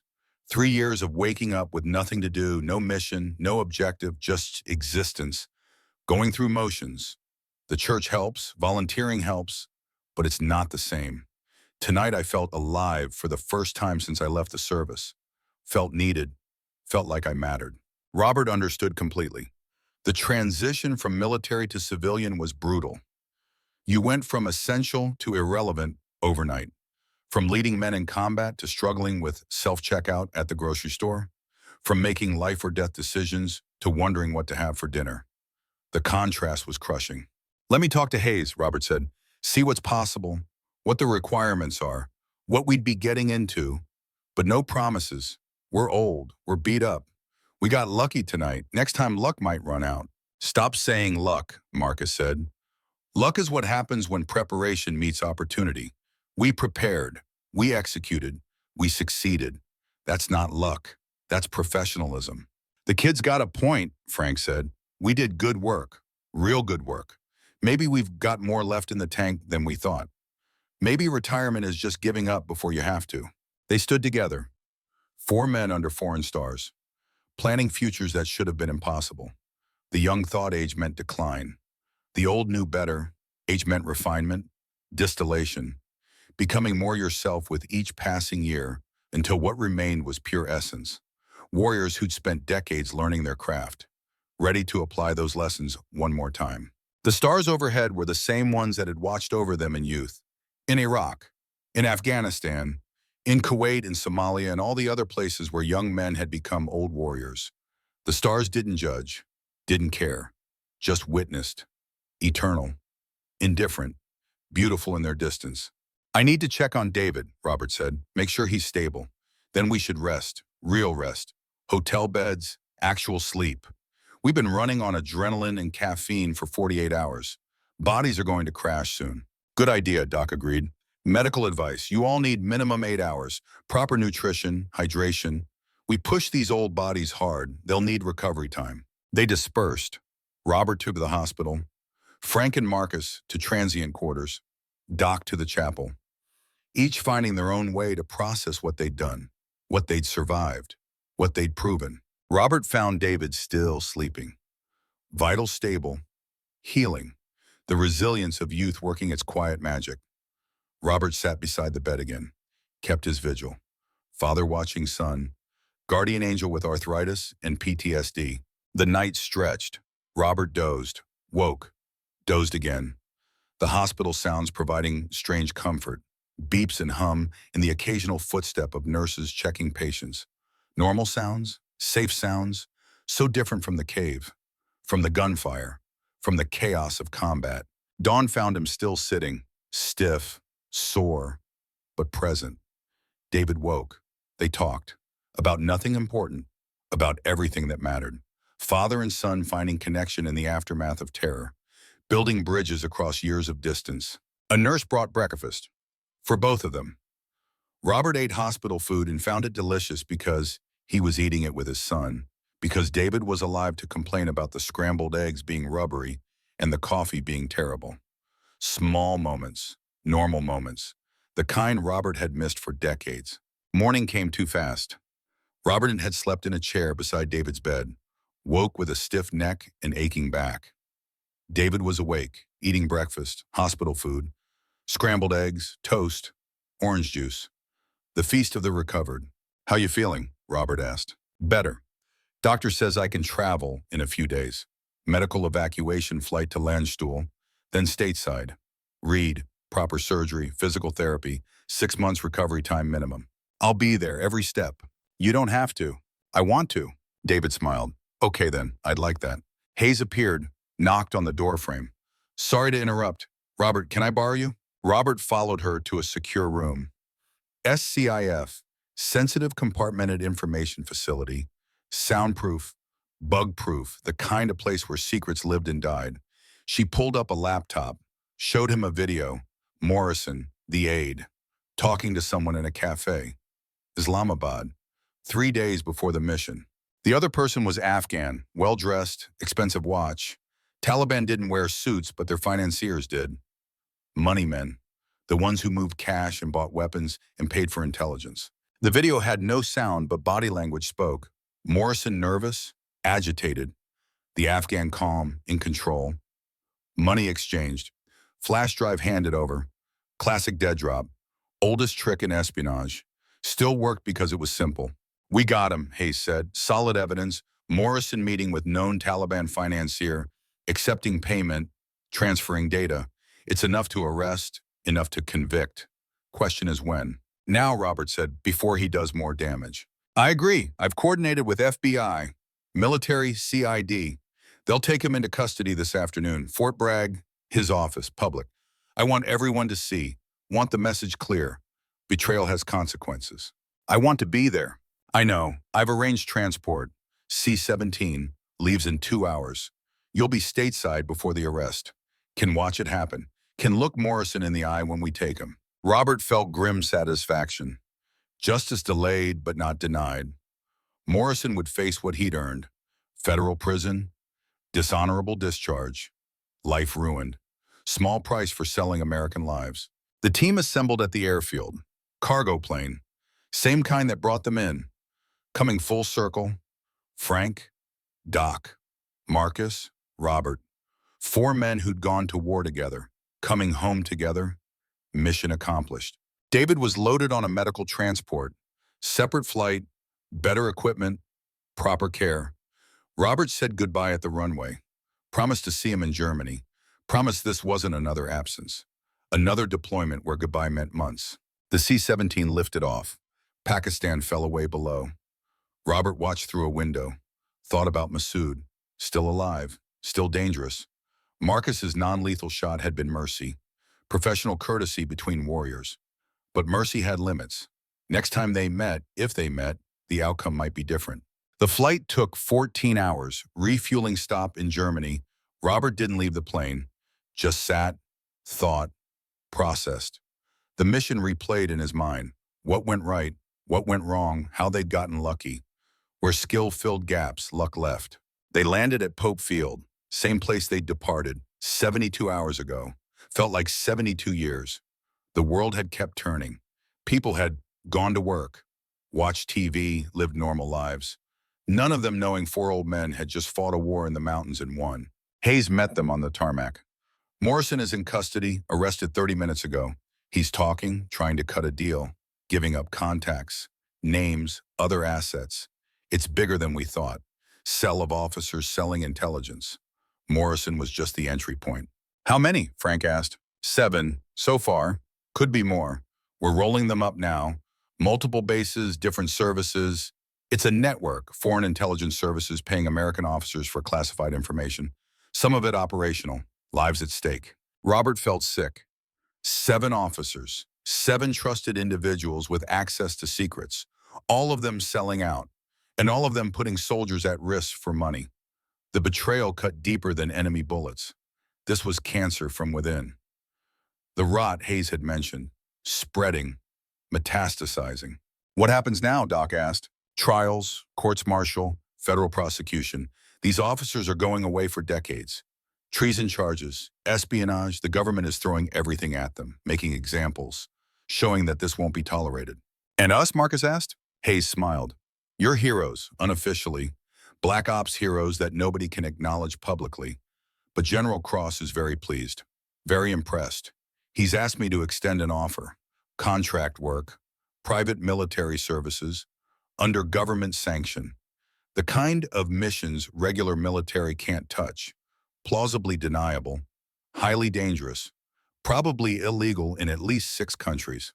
She pulled out folders, contracts.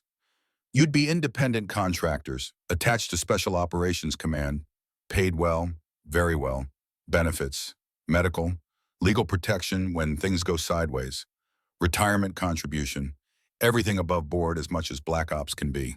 What's the catch? Robert asked. Deals this good always had catches. The missions are real. The danger is real. You could die, any of you, and the government will deny you ever worked for them. You become ghosts, operating in shadows. No glory, no recognition, just the work, the mission, the knowledge that you're still serving. Robert looked at his team, Frank's grin, Doc's calm acceptance, Marcus's eager nod. They'd already decided.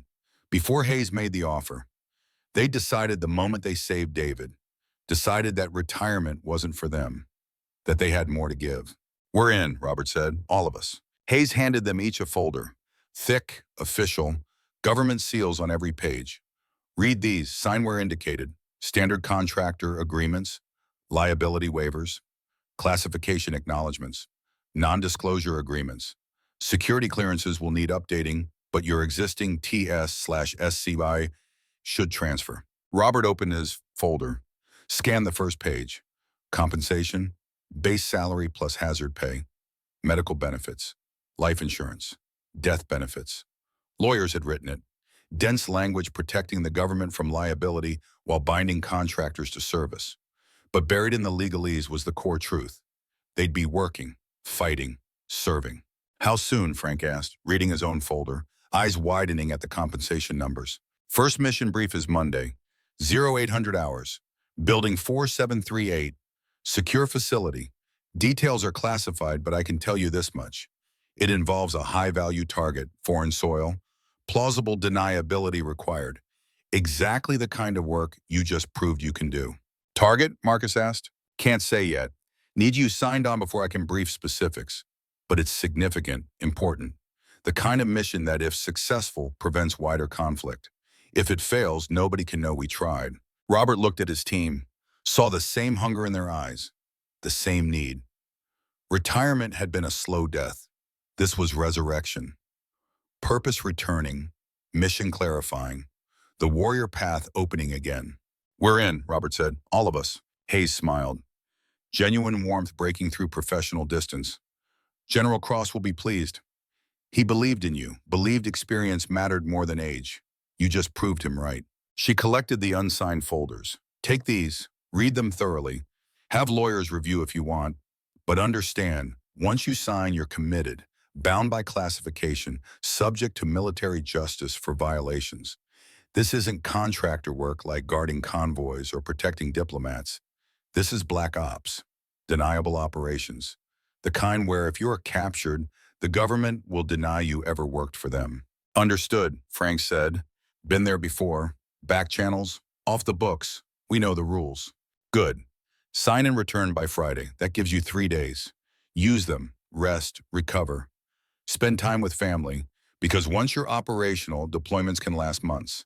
Situations change fast. You'll go where needed when needed. No advance notice. No time to prepare beyond what we give you in mission briefs. They left the airfield, civilian clothes, rental car, driving through North Carolina like normal people returning from normal business trips. But they weren't normal. Hadn't been for decades. Wouldn't be ever again. Robert's phone buzzed. Text from David. Doctors say I can video call. Want to see your face, old man. Robert pulled over.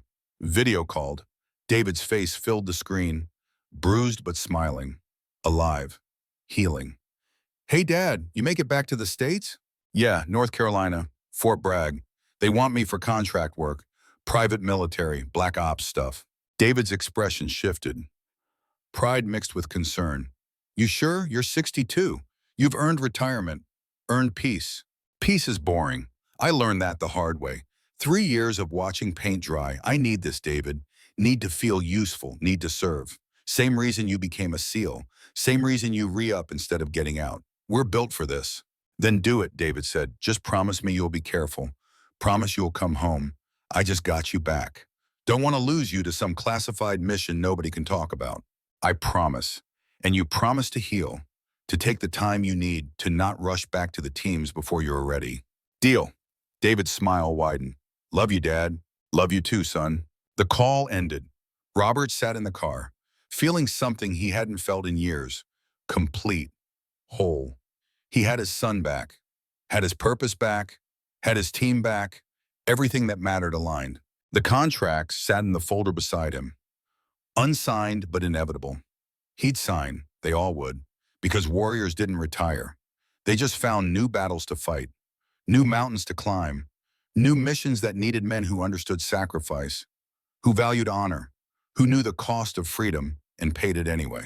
Robert started the car, drove toward the future, whatever it held, whoever it pitted him against. He was ready. At 62, with bad knees and worse hearing and a body held together by titanium and stubbornness, ready to serve, ready to fight, ready to prove that old warriors never truly died. They just reloaded and found a new war. Monday morning arrived cold and gray. Robert stood outside building 4738 at 0745 hours, 15 minutes early. Old habits. The building looked the same as it had days ago. Concrete, anonymous. The kind of place where secrets lived and operators disappeared into classified missions. Frank arrived next. New limp barely visible. Physical therapy had helped. Or maybe he was just hiding it better. Pride made men lie about pain. Ready for this? As I'll ever be. Robert checked his watch. 0752. Marcus appeared from the parking lot. Fresh haircut, clean shave. looking younger than his 28 years. Doc came last, Bible in his jacket pocket, always the Bible, his anchor in storms. They entered together, security checkpoint, credentials verified, biometric scan, the machinery of classified operations humming efficiently. A corporal escorted them to a briefing room, larger than before, more screens, more equipment, more serious. Colonel Hayes waited, so did General Cross, and someone Robert didn't recognize. Civilian clothes, expensive suit, the kind that screamed Washington, D.C. and political power, late 50s, gray hair, cold eyes that evaluated without warmth. Gentlemen, Cross said, thank you for coming. This is Richard Chambers, Deputy Director, Special Activities Division, CIA. Chambers didn't offer his hand, just nodded. Professional distance. Your contracts have been approved. You're officially contractors under S-80 oversight, plausibly deniable, legally protected to the extent law allows, which isn't much when operations go sideways. We understand the risks, Robert said. Do you? Chambers pulled up a screen, showed a photograph. Middle Eastern man, well-dressed, expensive watch. This is Karim Nazari, Iranian, former Revolutionary Guard. Now he's a broker, arms dealer, facilitator. He moves weapons from Iran to Taliban, from Taliban to ISIS, from ISIS to Hezbollah. He's the hub in a network that's killed hundreds of Americans. The screen changed, showed weapons, American weapons, M4 rifles, Stinger missiles, night vision equipment. These were provided to Afghan forces, supposed to fight Taliban. Instead, Nazari bought them through corrupt officials, sold them to insurgents. Our own equipment used against our own troops. Robert felt anger building. Seeing American gear in enemy hands was bad enough. Knowing it came through corruption made it worse. Where is he? Tripoli, Libya, operating under diplomatic cover, Iranian cultural attaché, technically untouchable. We can't arrest him, can't extradite him, can't officially acknowledge he exists. But unofficially, Frank asked, Hayes took over. Unofficially, we want him eliminated, removed from the board, his network dismantled, his operations disrupted. But it has to look like something else. Accident, random violence, anything except American special operations. You want us to assassinate a diplomat, Doc said. Flat, no judgment, just clarification. We want you to prevent future American deaths, Chambers corrected. Nazari has a shipment arriving next week. 200 Stinger missiles, stolen from Afghan armories. He's selling them to whoever pays. Could be Taliban, could be ISIS, could be terrorists planning to shoot down civilian aircraft. We can't let those missiles reach the market. Marcus studied the briefing materials. Why us? Why not SEAL Team 6, Delta, CIA's own operators? Because if SEALs get caught in Libya killing an Iranian diplomat, we start a war, Cross said. International incident, congressional hearings, CNN running stories for months. But if 4 retired contractors operating independently, conducting private business that goes wrong, nobody cares, deniable, disposable. The word hung in the air, disposable. The truth behind every black ops mission. You were useful until you weren't. Then you were forgotten, officially never existed. Families got no flag, no honors, just questions nobody would answer. What's the timeline? Robert asked. 72 hours, Hayes said. Nazari is scheduled to inspect the shipment personally. Tuesday night, warehouse district, Tripoli port. We've got intelligence on location, security, access routes. But it's tight. Libyan militia controls the area. Nazari travels with Iranian security, plus local hired guns. You're looking at 30 hostiles minimum. 4 against 30, Frank said, getting to be our signature move. You'll have support, Chambers added. Logistics, intelligence, extraction assets standing by. But no American military presence, no air support, no backup.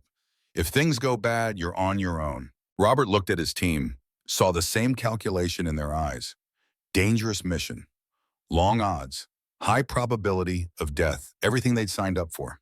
We're in, Robert said. Chambers pulled out tablets, distributed them. Everything you need is here. Floor plans, guard rotations, Nazari's schedule. Communications equipment arrives tonight. Weapons, gear, you deploy tomorrow. Commercial flight to Rome, then private charter to Tripoli. Cover story is energy consultants, oil industry, Common enough, nobody looks twice. The briefing continued for 3 hours. Details, contingencies, backup plans, the machinery of assassination wrapped in bureaucratic language. Eliminate the target, neutralize the threat, prevent proliferation. Words that meant killing a man and destroying his operation. They broke for lunch, ate in silence, processed what they'd agreed to. This wasn't rescuing a hostage, wasn't defending a position. This was offensive operations, hunting a man, taking his life. The kind of work that lived in moral gray areas where right and wrong blurred together. The cafeteria was standard military, bland food, sterile environment. They sat in a corner, away from other personnel, creating privacy through distance. Doc spoke first. Anyone having second thoughts? Every minute, Robert admitted. But second thoughts don't change facts. Nazari is killing Americans. We'll keep killing Americans. Someone has to stop him. We could say no, Marcus pointed out. Walk away, go back to retirement. Pretend this conversation never happened. Could we? Frank asked. Really? Knowing what we know? Knowing 200 Stingers are about to hit the market? Knowing those missiles will shoot down helicopters? Kill pilots? Maybe civilian aircraft? Could you live with that? Silence. Because the answer was no. They couldn't. Once you knew you were responsible, inaction became complicity. They'd spent their lives protecting people. Couldn't stop now just because the mission made them uncomfortable. Frank pushed his tray away. Food untouched. I called Becky this morning, my daughter. Told her I'd be gone a few days. Work thing. She asked if it was dangerous. I lied. Said no. Just meetings, paperwork, normal contractor stuff. She believe you? Doc asked. No, she's a military brat. Grew up on bases. Knows the sound of a lie, especially from me. But she didn't push. Just said, be careful. Love you, the things family says when they know you're going somewhere bad but can't stop you. Robert understood the weight of family, the obligation to people who depended on you, who waited for you, who suffered when you didn't come back. Eleanor had carried that weight for 30 years, died still carrying it. Now David carried it, waiting, worrying, hoping his father would come home. My brother Joey graduates boot camp next month, Marcus said. Paris Island. I promised I'd be there. Watch him cross the parade deck. Become a Marine. Can't miss that. Won't miss that. Which means I need to survive Libya. Need to come back. Need to keep promises. Doc pulled out his Bible, opened to a marked page. Ecclesiastes, chapter 3. A time to be born and a time to die. A time to kill and a time to heal. A time to tear down and a time to build up. This is our time to kill, to tear down, to remove evil. God understands, even if we struggle with it. I'll do it, Robert said. If the rest of you want out, no judgment. This is different. This is assassination. Not everyone can cross that line. Already crossed it, Marcus said. Afghanistan, Iraq, Syria. I've killed men from 1,000 yards. Never saw their faces. Never knew their names. Just heat signatures. Targets. Threats eliminated. This is just closer, more personal. But the mission is the same. Remove threats. Protect Americans. How many? Frank asked quietly. How many men have you killed, Marcus? Really? Confirmed kills. Marcus was quiet, calculating. 47, that I'm certain of. Could be more. Indirect fire, suppressive fire, hard to confirm. But 47 I watched drop. 47 I'm responsible for. I lost count, Robert admitted. Somewhere around 100, maybe more. Desert Storm, Iraq, Afghanistan, other places, other times. Sometimes I dream about them, see their faces even though I never saw them in life. Brain makes them up, gives them features, makes them human instead of targets. Doc nodded. 72. I kept a journal for a while. Every casualty I couldn't save. Every enemy I had to shoot to protect my patients. 72 souls between here and heaven. I pray for them sometimes. Ask God to judge them fairly, to remember they were sons, brothers, fathers, before they were enemies. They sat with that, the accumulated weight of killing, the moral calculus of warfare, the impossibility of being a good person who does bad things for good reasons. Nazari makes 73, Doc said, and I'll pray for him too, even though he doesn't deserve it, because that's what faith means, grace even for the unworthy. Robert stood. We've got work to do. Training, preparation, mental readiness. Let's use the time we have. Make sure we're sharp, because sloppy gets you killed. And I'm not dying in Libya for a mission I wasn't prepared for. But nothing was simple. Robert knew that. 40 years of operations taught him plans fell apart. Murphy's Law applied universally. If something could go wrong, it would. They'd planned for contingencies, prepared for complications. But reality always found new ways to complicate. They spent the afternoon training. Weapons, close quarters combat, room clearing, muscle memory from decades ago refreshing. The body remembered even when the mind forgot. Robert's hands moved automatically, loading, aiming, firing, the rhythm of violence ingrained deeper than conscious thought. That evening, Robert drove to his hotel, standard military lodging, clean, functional, soulless. He sat on the bed, pulled out his phone, hesitated, then called David. "Hey, Dad?" David's voice sounded stronger, healing. "How's the contract work?" "Complicated, classified, can't talk details." "I figured. When do you deploy?" "Tomorrow." Silence on the line. The weight of that word, tomorrow. The uncertainty it carried, the possibility Robert might not come back. "Be careful," David said finally. "I just got you back. Don't make me bury you." "I'll be careful. Promise. This is what I'm trained for. What I'm good at. Trust that." "I do. Just, come home. We've got fishing to do, horses to ride, life to live." "I will." Robert wanted to say more. Wanted to explain why he was doing this. Why retirement wasn't enough. But the words stuck.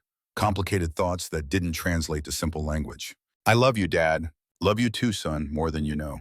The call ended. Robert sat holding the phone, thinking about promises, about coming home, about the possibility that some promises couldn't be kept, no matter how much you wanted to keep them. His phone buzzed. Text from Frank. Drinks, hotel bar, now, no excuses. Robert found them there. Frank, Doc, Marcus, sitting in a corner booth, beers on the table, the pre-mission ritual, drinking, talking, processing fear by pretending it didn't exist. "To David," Frank said, raising his glass, "the reason we started this, the reason we remember what matters." They drank. The beer tasted like every beer in every bar before every mission. Bitter, cold, real. Anchored to the world they were about to leave. "My daughter called," Frank said. "Becky. She's worried. Says I'm too old for this. Should be playing with grandkids. Not flying to Africa to do things I can't talk about." "She's right," Doc said. "We are too old. Should be fishing, golfing, whatever retired people do. But we're not wired for that. Never were, never will be." Marcus ordered another round. "I told my brother, Joey, the one at Paris Island. Told him I was working again. He got excited, wanted details. Had to shut him down, classified, can't say. Killed him, but he understood. Marines understand."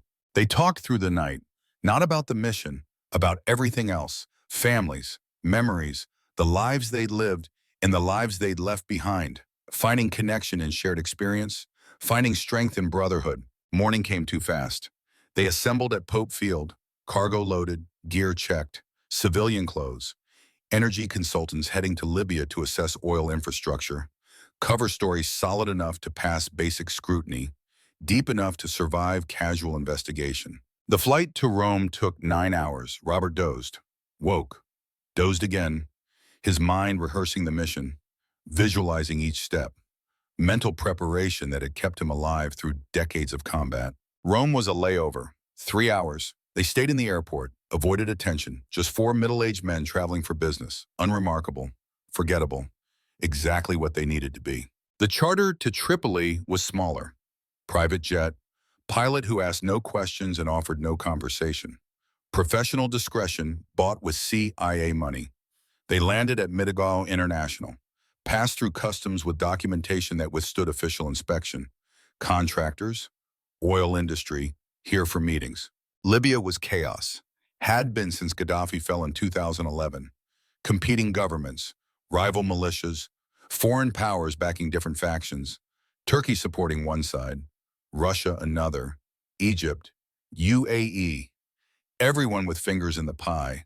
No central authority, no rule of law, just competing warlords and the illusion of government.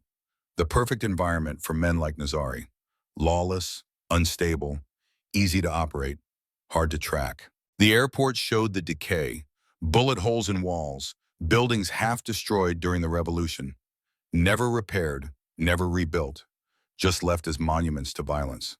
Armed men everywhere, militia, not soldiers, wearing mismatched uniforms, carrying weapons like fashion accessories, young, aggressive, the kind of fighters who'd kill for insult or money or boredom. Their taxi driver spoke broken English, complained about prices, fuel shortages, electricity outages, the casual catastrophes of failed states. Robert listened, gathered intelligence. Understanding the environment meant understanding the people. "You work oil?" the driver asked. "Consultants," Frank said, staying in character. "Assessment, infrastructure." "Ha! No infrastructure. Gaddafi broke everything. Revolution broke more. Now we have nothing. But we have freedom." He laughed, bitter. Freedom to starve, freedom to die. Very valuable. Their hotel was downtown. Western chain, Marriott, international staff, the kind of place where American businessmen stayed and nobody thought twice. Robert checked in under his cover name, William Chen, energy consultant from Houston. The desk clerk barely looked at his passport. Standard room, 8th floor, view of the city. Tripoli stretched below, Mediterranean beyond, beautiful in the failing light, tragic in its deterioration. Buildings that once housed thriving businesses now empty. Streets that once carried commerce now patrolled by militia. A nation cannibalized by civil war. Robert secured the room, checked for bugs, cameras. Finding nothing didn't mean nothing existed. Just meant he hadn't found it. But Hayes had chosen this hotel carefully. Rooms were clean, staff was vetted, as safe as anywhere in a war zone could be. He showered, hot water intermittent, electricity reliable only because the hotel had generators. Infrastructure, the taxi driver mentioned, broken, failing, surviving through private investment in what the government couldn't provide. Hayes had arranged equipment delivery, diplomatic pouch, untouchable by local authorities. It arrived at midnight. Knock on the door. Robert checked the peephole. Embassy courier, Marine security guard, young, professional, delivering packages without questions. Robert signed for it, carried the package to his room, locked the door, triple-checked the locks, opened it. Weapons? 4 suppressed Glock 19s, 4 M4 carbines with subsonic ammunition, night vision, PVS-14 binoculars, encrypted radios, satellite phones, plastic explosives, detonators, flex cuffs, medical supplies, trauma kits, everything needed for a direct action mission packed into a package that officially didn't exist. He distributed weapons, knocking on Frank's door, then Marcus's, then Doc's, each man receiving his loadout, each performing the ritual of checking, loading, preparing, the mechanical task that preceded violence, calming through familiarity. They met in Robert's room at 0100 hours, went over the plan again, redundancy, repetition, making sure everyone understood, everyone synchronized, everyone ready. Nazari arrives at the warehouse at 0200, Robert said, referencing satellite photos, thermal imaging, real-time intelligence from drones circling above Tripoli. Security detail, 6 to 8 men, Iranians, Revolutionary Guard, trained, professional, not militia thugs. Warehouse is 3 stories, Marcus added, studying floor plans. Ground level is storage, shipping containers, crates. Second level is offices, administrative. That's where Nazari will be, inspecting merchandise. Third level is observation. Guard posts. Overlook. How many total? Doc asked. Intelligence estimates 20 to 30. Could be more. Could be less. Libyan militia provides external security. Iranians handle internal. 2 separate forces, different command structures. That's our advantage. Coordination will be poor. Frank pointed to the map. We breach here, east service entrance. Blind spotting camera coverage. 2 guards maximum. We eliminate them quietly. Move through ground floor to stairwell. Second floor is the target. We hit fast. Take Nazari. Confirm the missiles. Destroy everything. Exit west.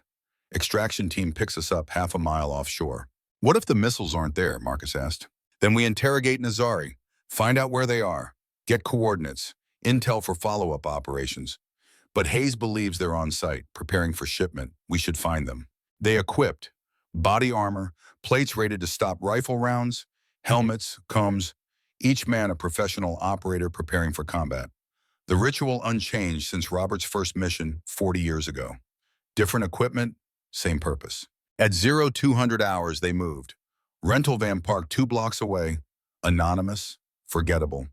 Driving through Tripoli at night, streets mostly empty. Occasional checkpoint, militia controlling territory, each one a potential complication, each one requiring the cover story to hold. They passed 3 checkpoints, papers checked, story accepted, oil consultants working odd hours. Strange but believable. Libya's economy ran on oil. Foreigners working odd schedules was common enough not to trigger suspicion. The warehouse district sprawled along the port. Industrial, decrepit, buildings from Gaddafi's era slowly decaying, factories that once employed thousands now empty, rusting, monuments to economic collapse, perfect for illegal operations, far from oversight, easy to deny. The target warehouse sat isolated, 3 stories, concrete, Soviet-era construction, brutal, functional, loading docks, guard towers at corners, perimeter fence, razor wire, professional security, not amateur. They parked 3 blocks distant, advanced on foot through ruins, using collapsed buildings for cover, moving slow, patient, the kind of approach that took 30 minutes to cover 300 meters. But speed created noise. Noise created detection. Detection created failure. Robert's knee complained, sharp pain with each step. He ignored it. Pain was information. Information could wait. Mission came first, always had, always would. Marcus found his vantage point, rooftop 300 meters distant, top floor of an abandoned office building. Stairs partially collapsed but accessible. He climbed, set up his rifle. Harris bipod, scope zeroed at 300 meters, perfect sight lines to the warehouse. Overwatch in position, Marcus whispered through comms, counting 12 guards visible, 4 on perimeter, 2 at main entrance, 2 at loading dock, 4 on roof, rotating patrol, professional, disciplined. Copy, Robert acknowledged. Any sign of Nazari? Negative, wait. Vehicle approaching, Mercedes S-Class, black, tinted windows. That's him, has to be, pulling into loading dock now. Robert watched through binoculars. The Mercedes stopped. Doors opened. Nazari emerged. Even at distance, Robert recognized him from photos. Well-dressed, expensive suit, confidence in his bearing. A man who'd operated in shadows for decades without consequence. That was about to change. Copy, Robert whispered. We're moving to breach point. They approached from the east. Blind spot in camera coverage. Hayes' intelligence proving accurate. 2 guards at the service entrance. Smoking, talking, not expecting trouble. Frank moved first. Silent, professional. Knife work from decades ago. Both guards down before they understood what happened. No shots. No alarm. Clean. They dragged bodies into shadows. Took positions at the door. Stacked up. Ready to breach. This was the moment. The point of no return. Once they went through that door, they were committed. Robert keyed his radio. Marcus, we're going in. Call threats. Roger, 2 guards on catwalk, 2nd floor, both armed. AK-47s. I have shots if needed. Stand by. Robert tested the door, unlocked. Overconfident security, expecting nobody to challenge them. He pushed it open, moved through. Frank behind him, Doc bringing up rear. Inside was dark. Warehouse smell, oil, concrete, decay. Night vision turned the world green. Stacks of crates, shipping containers, rows of merchandise waiting for buyers. Movement ahead. Guard, patrolling. Robert raised his Glock. Suppressed shot. Quiet. The guard dropped. They moved past, deeper into the warehouse, following intelligence that put Nazari on the 2nd floor. Office, inspecting merchandise. Stairs ahead, steel. Would make noise. No way around it. Robert ascended, slow, careful. Each footstep measured, each breath controlled. 2nd floor was different. Finished. Offices, actual walls instead of open warehouse. Fluorescent lights, the facade of legitimacy over illegal operations. Voices. Farsi. Robert didn't speak it but recognized the language. Nazari had to be, with his security, conducting business. They approached the office, door closed, light visible underneath. Robert counted to 3, kicked it open, moved in fast. The scene froze, Nazari behind a desk, 2 guards flanking him, Stinger missiles displayed like merchandise. The evidence they needed. The confirmation of intelligence. Nazari's hand moved toward a drawer. Robert shot first. Center mass. The guard on the left reached for his weapon. Frank shot him. The guard on the right raised his AK.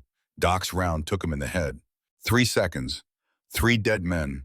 The violence of action overwhelming opposition before they could react. Robert moved to Nazari, still breathing, gasping, dying but not dead yet. The missiles, where are they shipping? Nazari smiled, blood on his teeth. You're too late. Already gone. Shipped this morning. 200 Stingers, heading to cells across 3 continents. You killed me, but my work continues. Robert felt ice in his stomach. The mission was wrong. Intelligence was old. The missiles were already out there, somewhere. Untrackable. Nazari coughed. Bloody. Final. Tell your government. Tell them they failed. My network survives. My cause endures. You accomplished nothing. He died. Eyes open. Staring at nothing. The smile frozen on his face. Mocking. Triumphant even in death.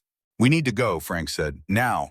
Security heard the shots. They're coming. They ran. Back through the warehouse. Toward the exit. Behind them shouting. Lights. The alarm finally triggered. Marcus's voice on radio. You've got 20+ hostiles converging.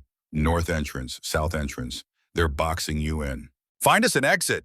West wall loading dock. It's your only shot. They changed direction, sprinting through darkness. Bullets sparked off concrete. Return fire from Nazari's security. The suppressed operation turned into open combat. Doc grunted, stumbled, blood on his leg. I'm hit. Keep moving, I can manage. Frank grabbed onto him, half carrying, half dragging, moving toward the loading dock. Robert laid down covering fire.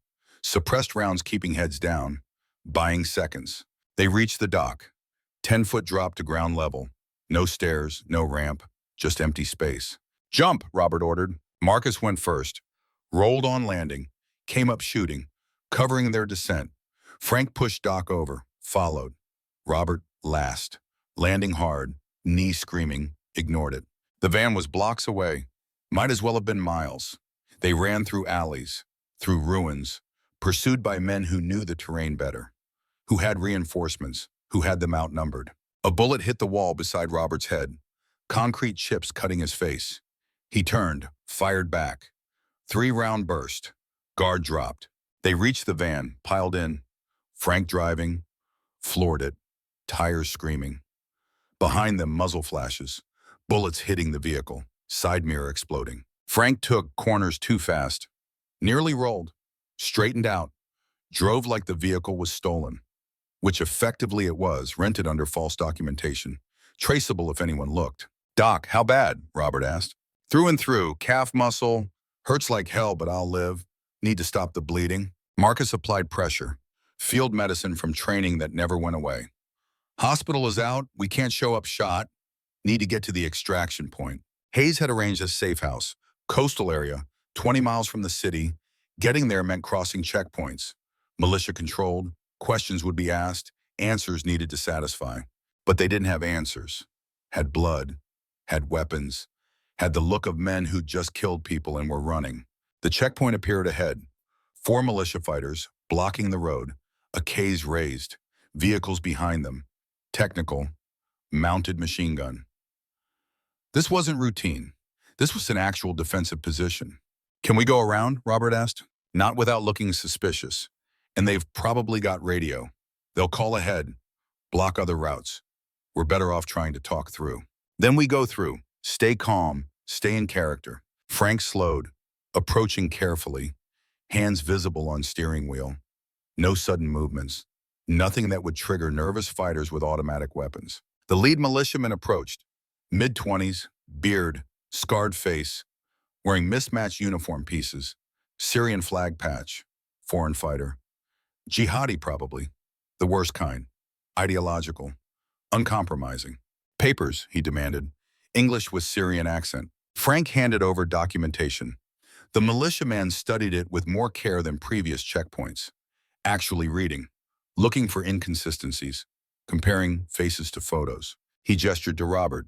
"You out of vehicle." Robert complied, moving slowly, hands visible, non-threatening, but ready, muscles tensed, calculating distances, threat assessment automatic. The militiaman circled him, studying. "You are American?" "Canadian," Robert lied. "Working for Houston-based company, but Canadian citizen. Passport is in order." "Canadian." The militiaman didn't believe it. "Let me see wallet." Robert pulled it out, handed it over. The wallet was perfect. Credit cards, driver's license, photos of fake family, all the props of a constructed identity. CIA had spent millions perfecting the art of believable covers. The militiaman dumped contents on the van's hood, sorted through, found something. Business card, energy consulting, Houston address. He pulled out a phone, started to dial. This was going bad. If he called Houston, asked questions, the cover would hold. CIA had people ready to answer, provide corroboration, but it took time. And time meant more fighters arriving, more questions, more chances for the cover to fail. "What are you doing?" Frank asked, trying to sound annoyed instead of worried. "We're legal contractors, working permits, visas, everything proper." "Quiet," the militiaman ordered, phone to his ear, waiting for answer. Marcus whispered from back seat. "Robert, Doc's bleeding again. Bandages soaked. He needs treatment soon." Robert glanced back, saw the blood. Doc's face was pale. Shock setting in. They needed to move, needed to get to extraction, needed to do it now. The militiaman's call connected. He spoke in Arabic. Rapid, explaining situation. Robert caught fragments. Americans, suspicious, blood, weapons possibly. More militia emerged from the guard shack. 6, 8, 10, surrounding the van, AKs pointing, fingers on triggers. Young men with authority and automatic weapons. Dangerous combination. "Step out," the lead militiaman ordered. "All of you, now." Frank looked at Robert, the question in his eyes, fight or comply. Robert calculated odds. 10 fighters, 4 operators, enclosed space, civilian vehicle offering no protection, Doc wounded, not good. But compliance meant search. Search meant finding weapons, explosives, gear that couldn't be explained. The mission would be blown. They'd be arrested or killed. Libya didn't have functioning courts, just militia justice, public execution, bodies dumped in ditches. They exited the van, hands visible. The militia fighters spread out. Professional formation, overlapping fields of fire. Someone had trained them, not just rabble, actual fighters with tactical knowledge. "What's in the van?" another militia fighter asked, moving toward the rear doors. If he opened them, he'd see weapons, body armor, equipment that made their cover story impossible. Robert made his decision, looked at Frank, nodded slightly. The fighter reached for the handle. Robert exploded into motion. 3 steps. Grabbed the nearest militiaman, used him as shield. Arm around throat. Crushing windpipe. The militiaman's AK fell. Robert caught it. Frank moved simultaneously, disarming his target. Brutal efficiency from decades of close quarters combat training. The fighter went down, unconscious or dead. Didn't matter. Marcus rolled from the van, already shooting. Suppressed Glock. 3 rounds, 3 fighters. Precise. Professional. The kind of shooting that came from muscle memory. Doc limped but fought. Knife in hand. Combat medic, still combat. Striking, cutting, dropping another fighter. Chaos for 15 seconds. Militia fighters trying to react. Trying to bring weapons to bear. But Robert's team had initiative, had training, had experience that trumped numbers. Robert dropped his human shield, used the captured AK. 3-round bursts, controlled, aimed. Fighters fell, some dead, some wounded, all out of the fight. Silence. 10 militia fighters down, 4 operators standing, blood everywhere, cordite smell, the immediate aftermath of violence. "Weapons," Robert ordered. "Grab everything, ammo, grenades, anything useful." They stripped bodies, professional, emotionless, taking tools from fallen enemies. The practical brutality of warfare. Morality suspended in service of survival. Frank dragged bodies off the road, creating passage. Marcus checked the technical. Heavy machine gun. Soviet-era DSHK. He examined it, confirmed it was functional. We should take this. No time, we need to move. They piled back into the van, Frank driving, accelerating. Behind them, no pursuit yet. But it would come. Communications were down, but eventually someone would check. Find the bodies. Sound alarm. The van's engine labored. Multiple bullet holes. Radiator leaking. Wouldn't last long. They needed extraction soon or they'd be on foot. In hostile territory. Wounded. Hunted. How far to coast, Marcus asked. 15 miles, maybe less. GPS is showing route. Doc groaned. Conscious but suffering. The wound was worse than he'd admitted. Blood pooling on floorboard. Marcus worked. Pressure. New bandage. But field medicine had limits. Doc needed surgery. Real hospital. Soon. Hold on, Doc, Robert said. We're almost there. Navy's waiting. They'll have medical, real doctors. You'll be okay. I know, Doc whispered. Not worried about dying, just disappointed. Had more work to do. You'll do it. This isn't your ending. Not in Libya, not like this. The pursuit vehicles appeared in mirrors. 3 trucks. Militia, armed, angry. They'd found the checkpoint, found their dead. Now they wanted revenge. Frank pushed the van harder. Engine screaming, temperature gauge redlining. The vehicle wouldn't last, wouldn't make it to coast. They needed another option.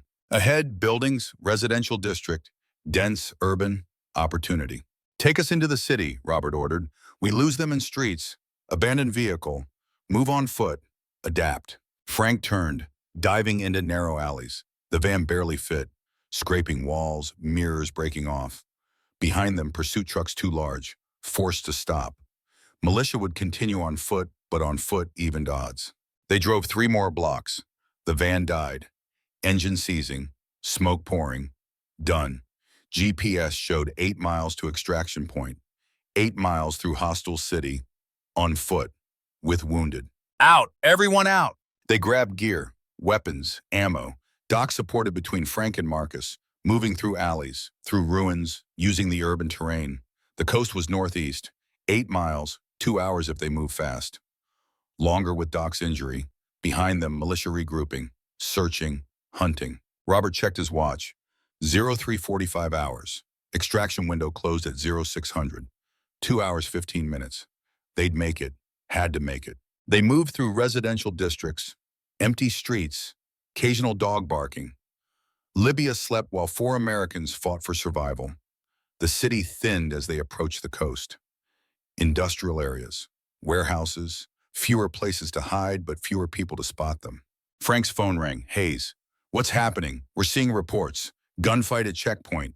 You were supposed to be covert. Mission went sideways, Robert said. Nazari is dead, but the missiles were already shipped. We're compromised. Need extraction, now. Working on it? Get to the coast. GPS coordinates coming through. Navy has a submarine offshore. Special boat team can retrieve you, but you need to get there. 20 miles. Can you make it? We'll make it.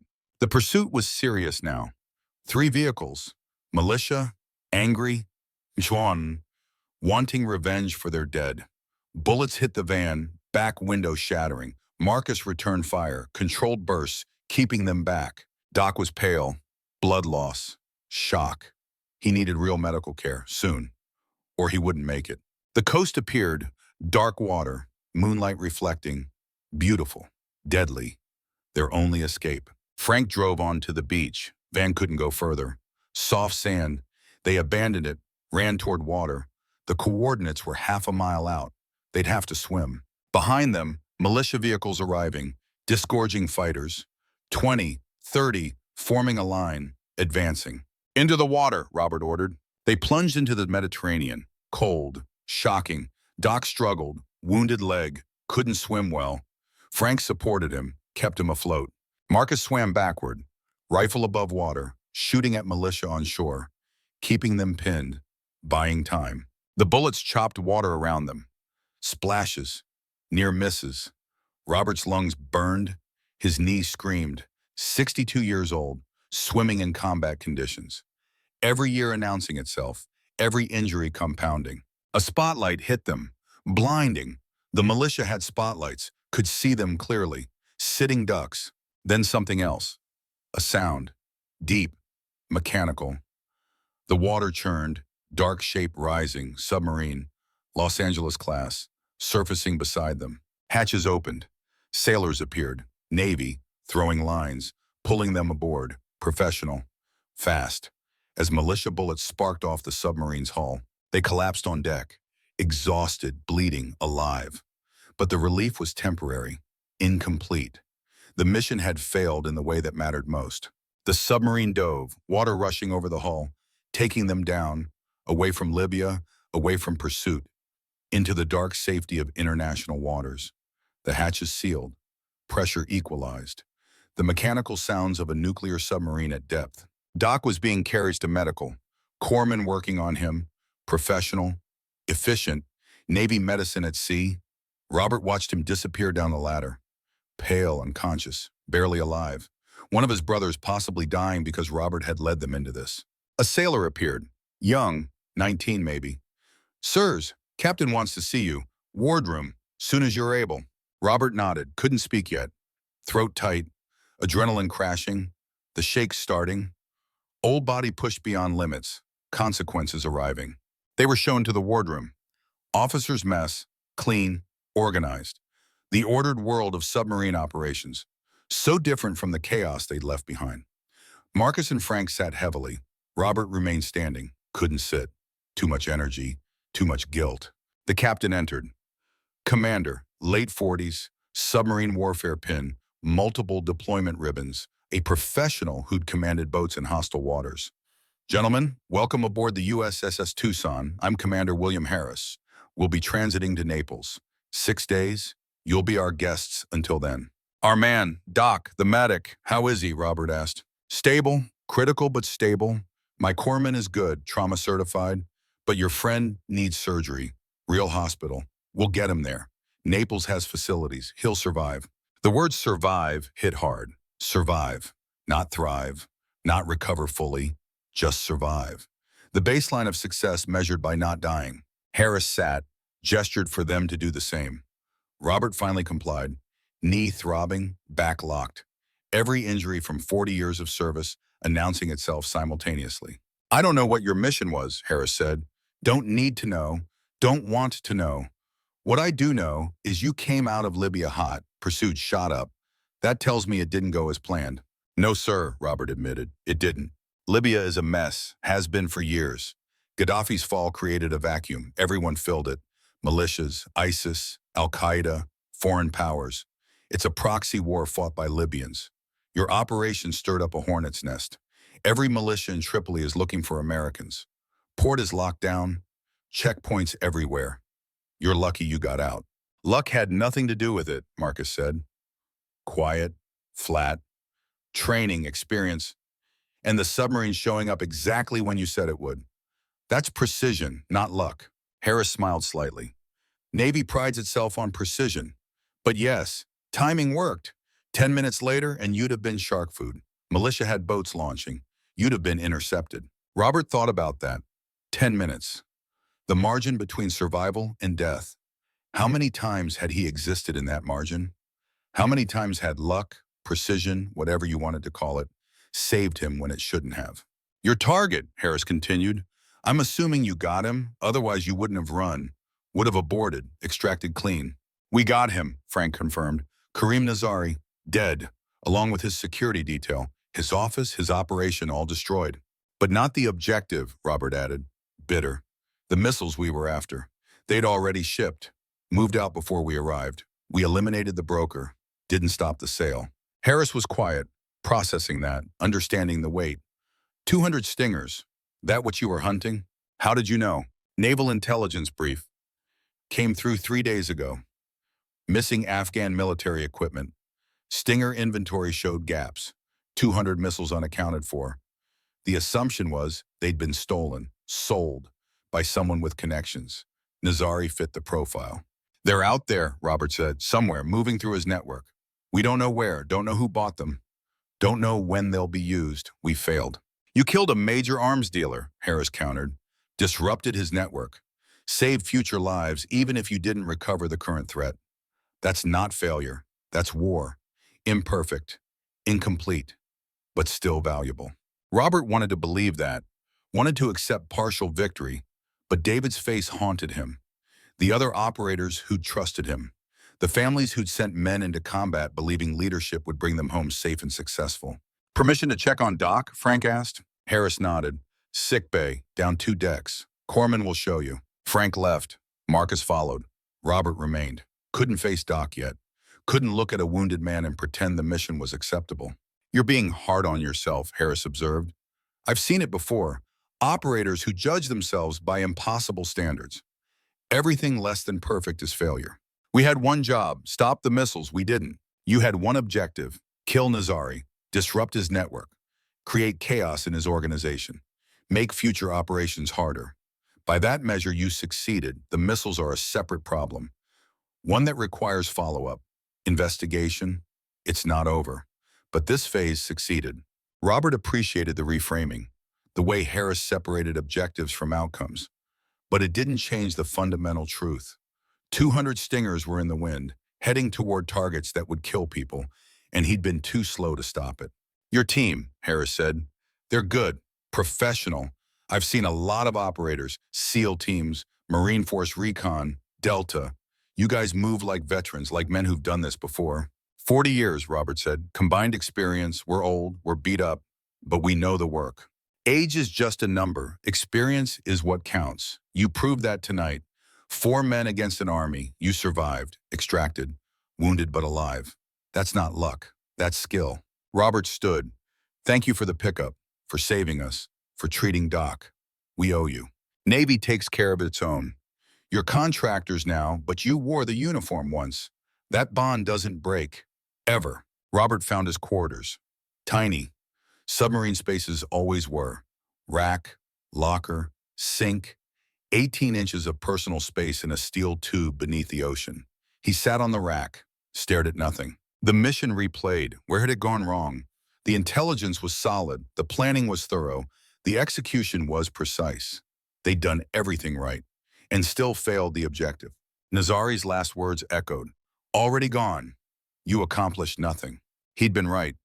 They'd killed him, but his work continued. The missiles were out there, the threat remained, and somewhere someone was going to die because Robert had been too slow. A knock on the hatch. Marcus. "Doc's stable, conscious, asking for you." Robert followed him to sick bay, small medical space, 1 bed, monitoring equipment. Doc lay there, pale, IV lines, oxygen, but awake, aware. "Hey, boss," Doc whispered. "Heard we made it." "We made it. Thanks to you fighting through, holding on. Wasn't going to die in Libya. Too many people need me. Too much work left." Robert sat beside the bed. "I'm sorry. Sorry I let us into this. Sorry you got hurt. Sorry the mission failed." "Didn't fail," Doc said, voice weak but firm.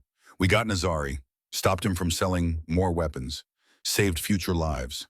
That counts. That matters. But the missiles are a problem for tomorrow. Today we survived. Today we're alive. Today we get to fight another day. That's victory enough." Frank appeared in the hatchway. "Satellite call. Hayes, she wants to talk, says it's urgent." Robert took the phone, encrypted, secure. "Hayes, Bull, status? On submarine, heading to Naples. Doc wounded but stable. Mission accomplished with complications. Target eliminated. Objective not recovered. I know, we've been tracking." Nazari's death hit the news, Iranian embassy screaming, Libyan government investigating, blaming terrorism, perfect cover. Nobody suspects American involvement. The missiles? We're working it. Nazari's network, following money, communications, we'll find them. But Bull, there's something else. Morrison, he's talking, gave us names, connections. The leak was bigger than we thought. Cell of officers, all services, all more ranks, selling secrets to highest bidder. How many? 12 confirmed, maybe more. We're rolling them up now. Courts-martial, federal prosecutions. It's going to be messy. Lots of careers ending. Lots of officers going to prison. Good, they earned it. But that's not why I called. The Taliban bounty. $1 million for you and your team. It's real. Confirmed. Multiple sources. Massoud wants revenge, wants you dead, wants it public. Robert felt cold, marked, hunted. The price of success measured in death threats. We're not stopping, Robert said. Not hiding. We have a mission.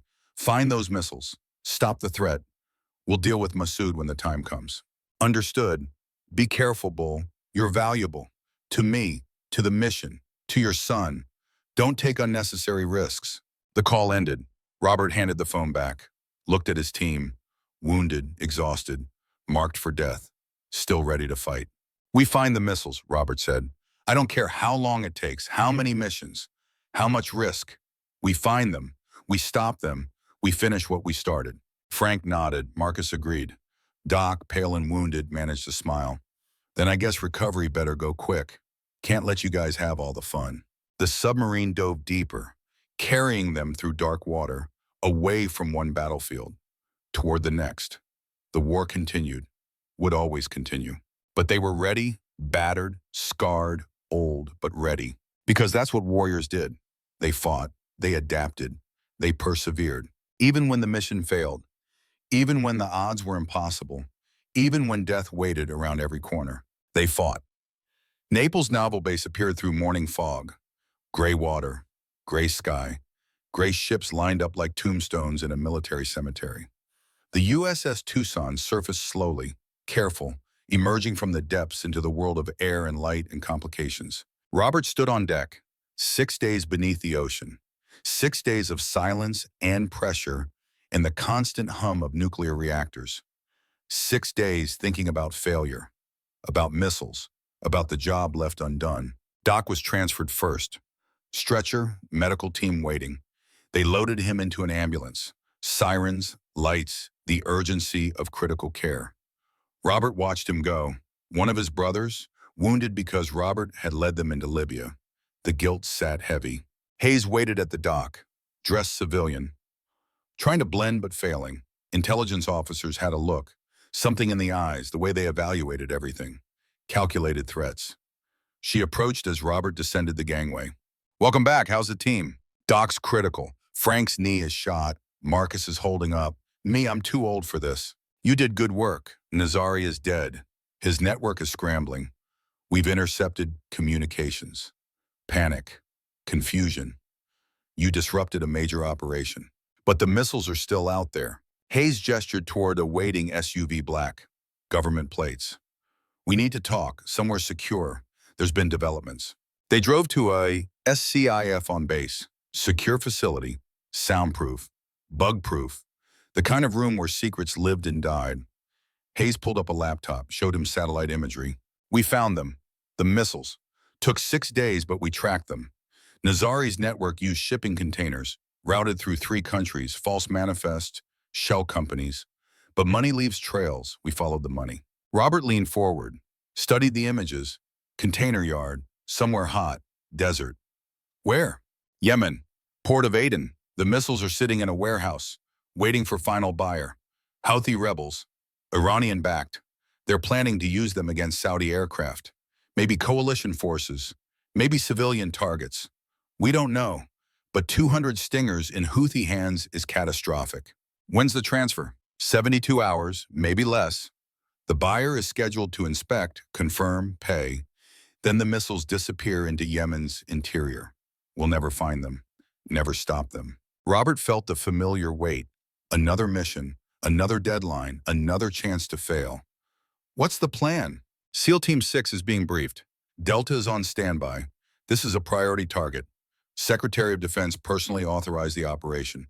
We're going in heavy, 40 operators, air support, the full package. Then why tell me? Hayes closed the laptop, met his eyes. Because there's a complication. Zahir Massoud, he's there. In Yemen. We intercepted communication. He's brokering the deal. Personally, he wants to make sure the missiles reach the Houthis, wants to ensure they're used against Americans. Robert felt ice in his stomach. Massoud, the man who'd captured David, who'd tortured him, who'd held a grudge for 40 years, now brokering the sale of 200 missiles. He knows you're coming, Hayes continued. The bounty, the leaked information from Morrison's network. Massoud has sources. He knows you went after Nazari, knows you're hunting the missiles. He's waiting. This whole thing might be a trap designed to draw you in. Like the compound in Afghanistan. Exactly like that. He wants revenge. Wants to kill you personally. Settling 40 years of grudge. and he's willing to use 200 Stinger missiles as bait. Robert stood, walked to the window, looked out at the naval base, ships, sailors, the machinery of American power, all of it useless against one man's hatred, one grudge nursed across decades. What do you recommend? Stay here. Let the SEALs handle it. They're professionals, trained, young. They don't have 40 years of baggage, don't have personal stakes. They'll get the missiles. Stop the transfer. Massoud is secondary. The weapons are what matter. And if Massoud escapes, goes back to Afghanistan, keeps the bounty active, keeps hunting my team, Hayes was quiet because she knew that some problems didn't go away, some enemies needed to be faced, some debts required personal payment. I need to be there, Robert said, not for revenge, for closure. Massoud and I have been connected since 1985, 40 years. His brother died. My career was built on that war. David nearly died because of our history. This needs to end, properly, with both of us present. The SEALs won't like it, civilians on military operations, especially old civilians with personal stakes. Then don't tell them I'm civilian. Put me on the roster. Consultant, advisor. I know Massoud, know how he thinks, know the terrain. I was there in '85. I can provide value. Hayes considered it, calculating, weighing options. You'd be under SEAL command. Follow their lead. No cowboy shit. No personal vendetta overriding mission objectives. Understood. The missiles come first, always. But if there's an opportunity, if Massoud presents himself, I need to be the one. Me, not some SEAL who doesn't understand the history. I'll talk to the team commander. Make the case, but Robert, listen, you're 62. You've been shot at more than most people have birthdays. You've earned retirement, earned peace. This mission, it might be your last. One way or another. Are you ready for that? Robert thought about the ranch, Wyoming, horses, quiet mornings, the life waiting if he survived. Then thought about David, about the promise he'd made, about being present, being the father he should have been. I need to make a call first. He used the secure phone, dialed David's number. It rang 3 times, 4. Then David's voice, stronger now, healing. Dad, you okay? I heard about Libya. News said there was an incident. Americans involved. Was that you? Can't confirm or deny. Classified, but I'm safe, in Naples, with the team. Thank God. I've been worried. Watching news, trying to figure out if you were involved. Mom used to do the same thing. Watch CNN, try to guess which operations were yours based on locations and timing. Robert smiled. Eleanor had been good at that. Too good. I need to tell you something. There's another mission. Yemen, high priority. I'm going. Silence on the line, the weight of that statement, the implications, the risk. How dangerous, David asked finally. Very, but it's important. 200 Stinger missiles, in the wrong hands, could kill thousands. And Massoud is involved, the man who captured you. This is personal for both of us. Then you have to go. I understand. Just promise me something. Anything. Come back. We got plans. Wyoming, fishing, life. I need my father. Not a hero, not a legend. Just my dad. Can you promise that? Robert wanted to guarantee he'd survive, would come home, would keep all the promises. But 40 years of warfare taught him honesty, taught him that some promises couldn't be kept no matter how much you wanted to. I promise I'll try, that I'll do everything in my power, that I won't take unnecessary risks. But David, this is what I do, what I've always done, and some missions don't come with guarantees. I know. I'm a SEAL. I get it. Just be careful. Be smart. And remember, you've got someone waiting, someone who loves you, someone who wants you home. I love you too, son, more than you know. The call ended. Robert sat holding the phone, thinking about promises, about coming home, about the possibility that some missions ended differently than you hoped. Hayes returned. SEAL commander agreed. You're on the roster. Advisor. You'll brief them on Massoud. Provide tactical insight, but you follow orders. You're not in command, understood? Understood. The briefing happened that evening. SCIF on base. Larger than before. SEAL Team 6, 20 operators. Young, fit, professional. The kind of men who made warfare look easy. Their commander, Lieutenant Commander James Mitchell, was 35.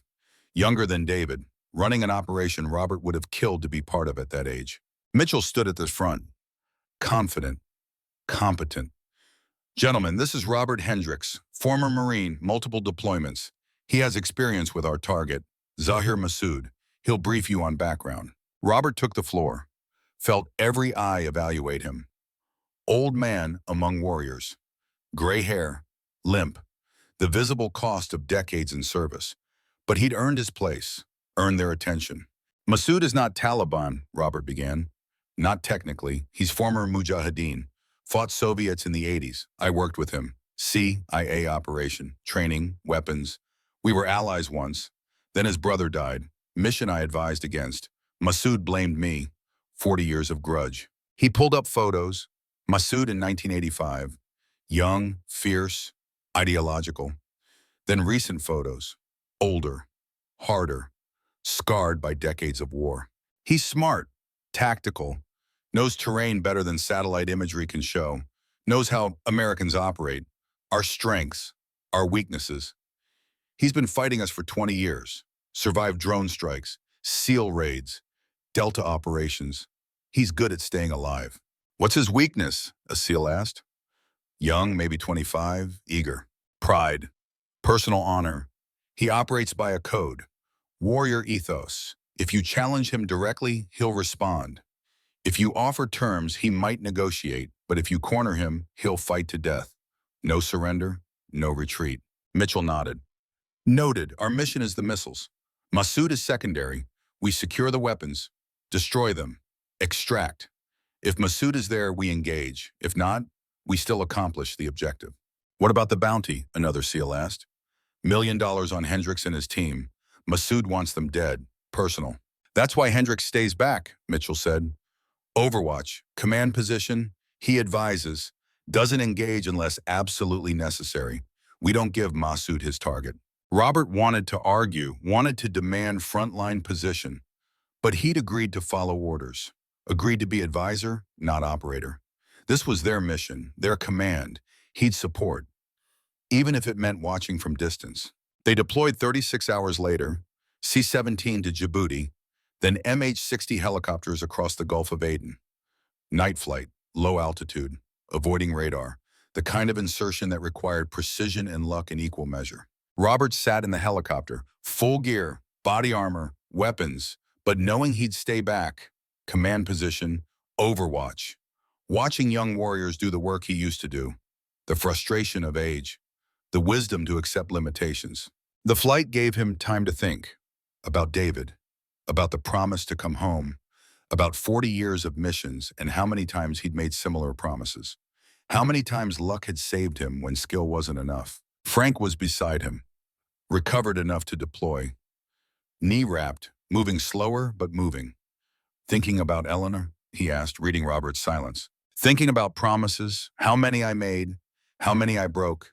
She waited 30 years, raised David alone half the time, never complained, never asked me to choose, just waited, trusted, believed I'd come home.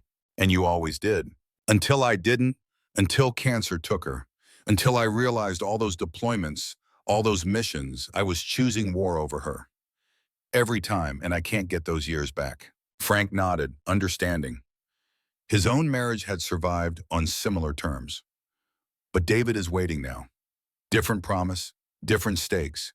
You owe him what you couldn't give Eleanor. Presence, time, the rest of your life. If I survive Yemen, you'll survive. You're too stubborn to die, too mean. Death looks at you and decides to try someone easier. Robert smiled, dark humor, the kind warriors used to process fear, to make death manageable, controllable through jokes and bravado. The helicopter crew chief signaled. 5 minutes. The SEALs check gear. Professional, methodical.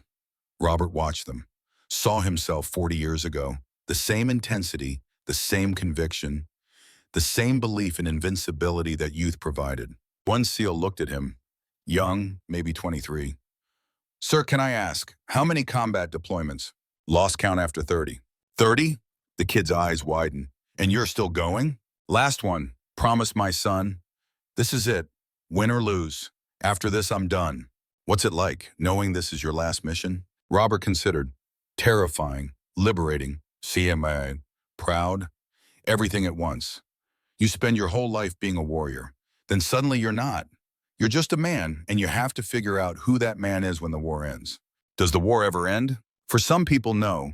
They carry it forever, let it define them, consume them, but for others, yeah, it ends.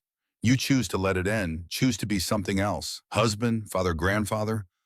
Those are harder roles, require different courage, but they matter more in the end. The helicopter landed. Desert, dark, hot. Yemen appeared below through night vision. Another country torn apart by civil war. Another battlefield in the endless war on terror. Robert had deployed to so many, started blurring together. The geography changed. The mission stayed the same. The SEALs deployed, professional, silent, ghosts moving through darkness. Robert watched them disappear into the night, then moved to the command position with Frank and Marcus, hilltop overlooking the port. 3 miles distant, good vantage, good comms, perfect for watching, terrible for fighting. The wait was hardest, sitting, listening, monitoring radio chatter, the young SEALs doing the work, facing the danger. While old men watched from safety, it felt wrong, backwards, against every instinct built over 40 years. Marcus sat up beside him, sniper rifle, Overwatch, the role he'd played in Afghanistan, in Libya. You know, Marcus said quietly, when I joined the Corps, I thought I'd serve 4 years, get out, use the GI Bill, become something normal, teacher maybe, coach. What happened? First deployment happened. Iraq, saw combat, realized I was good at it, really good. Came home, tried civilian life, lasted 3 months, felt empty, hollow. Like I was playing at being normal while the real work happened overseas. So I re-upped. Then again, and here I am, 28 years old, more deployments than birthdays, not sure how to be anything else. You'll figure it out. Took me 62 years, but I'm figuring it out. You've got time. Do I? Feel like I'm already too far gone, too much combat, too many kills. How do you come back from that? How do you sit at a dinner table and make small talk when you've done the things we've done? Robert had asked himself the same question for decades. Never found a good answer. You don't come back, not completely. Part of you stays in the war, always. But the rest of you, the parts that survive, those can heal, can build something new, different, not better or worse, just different. Mitchell's voice interrupted. Radio, Sierra 1-1 in position, ready to breach. The mission began. Robert monitored, provided input when asked, mostly stayed silent. Let the professionals work. But his mind was elsewhere, on Massoud, on the 40-year journey from allies to enemies, on how hate could sustain itself across decades, across wars, across generations. When Mitchell reported Massoud was there, using hostages, Robert felt something settle, inevitability. This moment had been coming since 1985, since Rashid died, since Zahir blamed him. All the years, all the missions, all the pain leading to this. Command copies, you are cleared, hot, execute. The assault began. Even at 800 yards, Robert heard the explosions, breaching charges, flashbangs, then gunfire, the staccato rhythm of automatic weapons, the chaos of close quarters combat transmitted through radio and distance. Contact, heavy resistance, estimate 40 hostiles, engaging. Robert monitored, tracked, provided input when asked, mostly stayed silent. Let the professionals work. They were good, really good, pushing through resistance, clearing rooms, advancing toward the objective. Then Mitchell's voice changed, tense. Command, we've got the missiles, confirmed, 200 Stingers, intact, ready for transport. But we have a problem. Massoud is here. Fortified position, 2nd floor. He's not running, he's waiting. Copy. Secure the missiles, extract. Leave Massoud for drone strike. Negative. He's using hostages, civilians, workers. He's got 15 people between him and us. We can't strike without killing innocents. Robert felt his pulse quicken. Hostages, the complication that made everything impossible. SEALs couldn't assault through civilians, couldn't risk collateral damage, but they couldn't leave Massoud free either. Stalemate. Recommend negotiation, Robert said into comms. Let me talk to him. He knows me. He wants me. Maybe we can trade. Him for the hostages. Negative, Mitchell responded.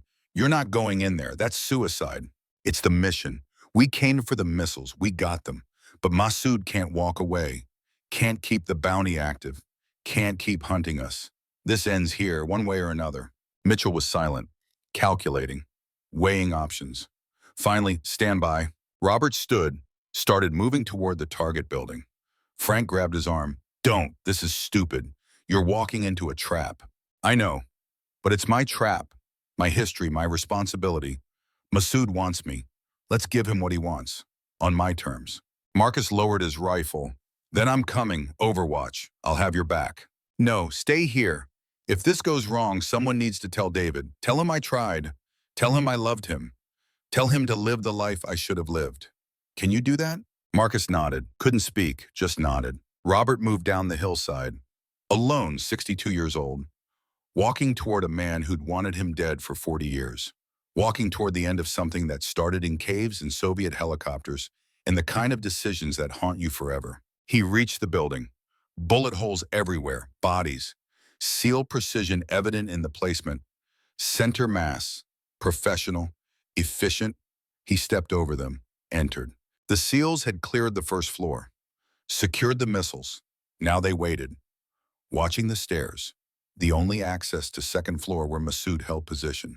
Mitchell appeared. You don't have to do this. Yes, I do. Radio? Mitchell handed him one. Encrypted, secure. Robert keyed it, spoke in Pashto, words he hadn't used in decades but still remembered.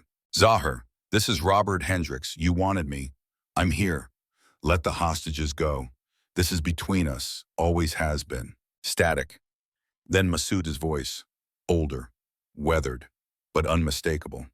Bull, the man who killed my brother, who destroyed my family, who built his career on our suffering. You finally come to face me. I came to end this. 40 years is long enough. Your brother made his choice, attacked against my advice, died because of pride, not because of me. Lies, American lies. You could have saved him, could have provided support, chose caution over honor, chose yourself over brotherhood. I chose not to send men to die in a hopeless attack, chose strategy over emotion. War requires hard decisions. Your brother couldn't accept that. Then come up here, face me, man to man, as we should have done 40 years ago. Let Allah judge which of us was right. Robert looked at Mitchell. The young commander shook his head. Don't do it. It's a trap, every tactical bone in his body screaming, no. I'm coming up, alone, unarmed. You release the hostages, then we settle this, you and me, the way it should be. Agreed, but know this, Bull. One of us dies today. This ends here. Robert stripped his weapons, body armor, everything. Stood in just his shirt and pants. Old man, scarred, gray, ready to climb stairs towards certain violence. Mitchell grabbed his shoulder. This is insane. Let us assault. We'll get the hostages out. Kill Massoud. Mission accomplished. And how many hostages die in the assault? 3, 5, 10? I'm one old man. 62 years old. I've lived my life, done my service. If I can save 15 innocent people by walking up those stairs, that's a bargain. You'll die, probably, but I'll die on my terms. Facing my enemy, settling my debts. That's more than most people get. He climbed, each step deliberate, each breath measured, thinking about David, about Wyoming, about all the things he'd never do, all the promises he'd never keep, the fishing trips, the quiet mornings, the life that existed just beyond survival but never quite arrived. The second floor opened into a large room. Warehouse office. The hostages were against one wall, 15 people, workers, civilians, terrified, eyes wide, some crying, some praying, all knowing they stood between death and escape. Massoud stood opposite, a K-47 lowered, keeping his word. Man to man, no weapons. He was older than photos showed, 70 maybe, gray beard, lined face, the kind of weathering that came from decades in sun and war. But the eyes were the same, burning, intense. 40 years of hate condensed into biological form. You came, Massoud said, speaking English, accented but clear. I doubted, thought Americans were too soft, too afraid of death, too used to fighting from distance with drones and bombs. But you came, face to face, as warriors should. Release them, keep your word. Massoud gestured. The hostages ran, scrambling toward stairs, toward freedom. toward the life Robert was trading his for. He watched them go, counted. 15, all accounted for, felt satisfaction. 15 lives for one. The mathematics of sacrifice that made sense even as it didn't. When the last hostage disappeared, when their footsteps faded, Massoud walked to the window, looked out at the port, at Yemen, at the country that had consumed so much blood. "You know what's funny?" Massoud said, not looking at Robert. "We fought together once, 1985, against the Soviets. You taught me tactics, ambush techniques, how to use terrain, how to make small forces defeat large ones. You were a good teacher, patient, respectful. I thought Americans were arrogant, but you listened, learned our ways, became brother. I remember you were brave, smart, committed. I respected you. Then my brother died, and respect turned to hate. For 40 years. 40 years I blamed you. 40 years I planned revenge, built my life around it. And now, standing here, I wonder, what was the point? Rashid is dead whether I hate you or not.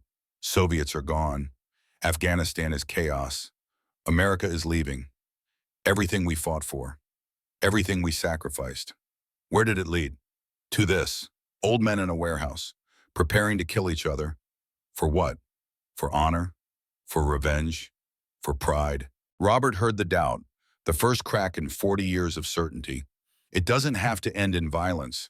We can both walk away, let the past stay past. Massoud turned, smiled, sad, resigned. "No, we can't. Too many years, too much blood. I am who this war made me. Terrorist, insurgent, dealer in death. I can't be anything else. Don't know how to be anything else. And you are warrior. Forever warrior. Even now, even at 62. You came here knowing you might die, because that's who you are, who we both are." He raised his AK. "Now we finish this. We don't have to. The missiles are secure. Your operation is done. You've lost. Walk away. Disappear. Let this grudge die with the war. Never. My brother deserves justice. My family deserves vengeance. 40 years I waited. 40 years I prepared. This moment was written by Allah before either of us was born. We are actors in a play written long ago. We must play our parts." Robert saw the determination, the absolute conviction. Massoud would rather die than let this go, would rather kill and be killed than accept peace. Some men were built for war, couldn't exist without an enemy. Massoud was one of them. Perhaps Robert was too. Perhaps that's why they'd both survived when so many hadn't. Because deep down, they needed the war, needed the purpose it provided. "Then let's finish it," Robert said, calm, accepting. But hand to hand, the old way, the way warriors settled disputes before guns made killing easy. The way you and I learned in mountains, Soviet Spetsnaz versus Mujahideen, skill versus skill, honor versus honor. Massoud's expression changed. Surprise, respect. He lowered his rifle, set it carefully against the wall, pulled a knife, traditional, curved blade, jambia, the kind Yemeni warriors had carried for centuries, the kind Massoud had worn in 1985 when they'd fought together. "You honor the old ways. Perhaps I was wrong about you. Perhaps you are still warrior, not just politician in uniform, not just old man playing at youth, true warrior, to the end." Robert had no weapon, just his hands. 62 years of life, 40 years of combat, training from Marine Corps, from battlefield experience, from a lifetime of violence learned and applied, against a man 10 years older who'd survived Soviet helicopters and American drones and every war this region had produced. They circled, old men moving like young fighters, muscle memory from decades ago. Robert's knees screamed with each step, sharp pain shooting up his leg. Ignored it. Pain was information. Information could wait. Focus was survival. Massoud favored his left side. Old wound maybe, Robert remembered. 1985, Soviet helicopter. Massoud had taken shrapnel, right side, probably scar tissue, probably reduced flexibility, advantage. Small, but every advantage mattered when age equalized everything else. Massoud struck first, fast, faster than Robert expected, the blade arcing toward Robert's throat. Precise, professional, the strike of a man who'd killed with knives before, many times. Robert blocked, deflected, felt the edge slice his forearm. Shallow, painful. First blood, warm wetness running down to his hand, making grip slippery, complications mounting. He countered, grabbed Massoud's wrist, twisted, applied pressure to the joint. 40 years of hand-to-hand combat, Marine Corps martial arts program, Krav Maga, Jiu-Jitsu. Robert wasn't fast anymore, but he was technical, precise, knew leverage, knew anatomy, knew how to make old strength count. Massoud grunted, pain flashing in his eyes, pulled free with surprising strength, struck with his offhand, caught Robert's jaw. Explosion of stars, vision blurred, ears ringing. Robert staggered. 70-year-old fists still carried power. Massoud pressed the advantage, driving the knife toward Robert's chest, quick, committed. The kind of attack that ended fights. Robert caught the blade, grabbed it with his cut hand, felt it slice deeper into his palm. Blood, pain, held it anyway. Inches from his heart, staring into Massoud's eyes, seeing the hate, the obsession, the poison that had consumed 40 years. "Your brother!" Robert gasped, straining, muscles trembling. "Would be ashamed. You became everything he fought against. Terrorist, criminal, arms dealer, selling weapons that kill innocents, children, families. You dishonor his memory, dishonor everything the Mujahideen stood for." "Silence!" Massoud pushed harder, the blade inching closer, Robert's strength failing. Old muscles, old bones, losing to time and gravity in inevitable decline. This was it. This was how it ended. In a warehouse in Yemen, killed by an old enemy, for a grudge that outlived its purpose. Then a shot, single, suppressed, almost quiet, the window exploding, glass raining. Massoud jerked, stumbled, the knife falling, clattering on concrete. Marcus, 800 yards distant. Difficult shot but makeable. Through window, into moving target, wind, heat, distance. The kind of shot that separated good snipers from great ones. And Marcus was great, because brotherhood trumped probability, because he'd been watching, waiting, ready. Massoud fell. Robert caught him, didn't let him hit the ground, lowered him gently. The wound was fatal. Chest, through the lung, blood foaming at his lips. Pink, oxygenated, minutes at most, maybe seconds. "You couldn't beat me fairly," Massoud whispered, voice bubbling. "Needed help, like always, like with Rashid, always needing others, never standing alone. I didn't come to beat you, came to end this, to give you the warrior's death you wanted. You'll die fighting, die with honor, die knowing you faced your enemy. That's more than most get, more than you gave those 15 hostages you were willing to murder." Massoud's eyes widened, understanding dawning. "The hostages, you traded yourself, for them, knowing I'd kill you, knowing this was suicide. That's what warriors do. Real warriors. Protect the innocent, even at cost, even when it means dying. Honor isn't about revenge, it's about sacrifice. Your brother understood that. He died protecting his men, died trying to save them. That was honor. Not this, not 40 years of hate." Blood bubbled faster, breathing labored, each breath shorter than the last. Massoud's hand found Robert's, gripped it, weak, fading.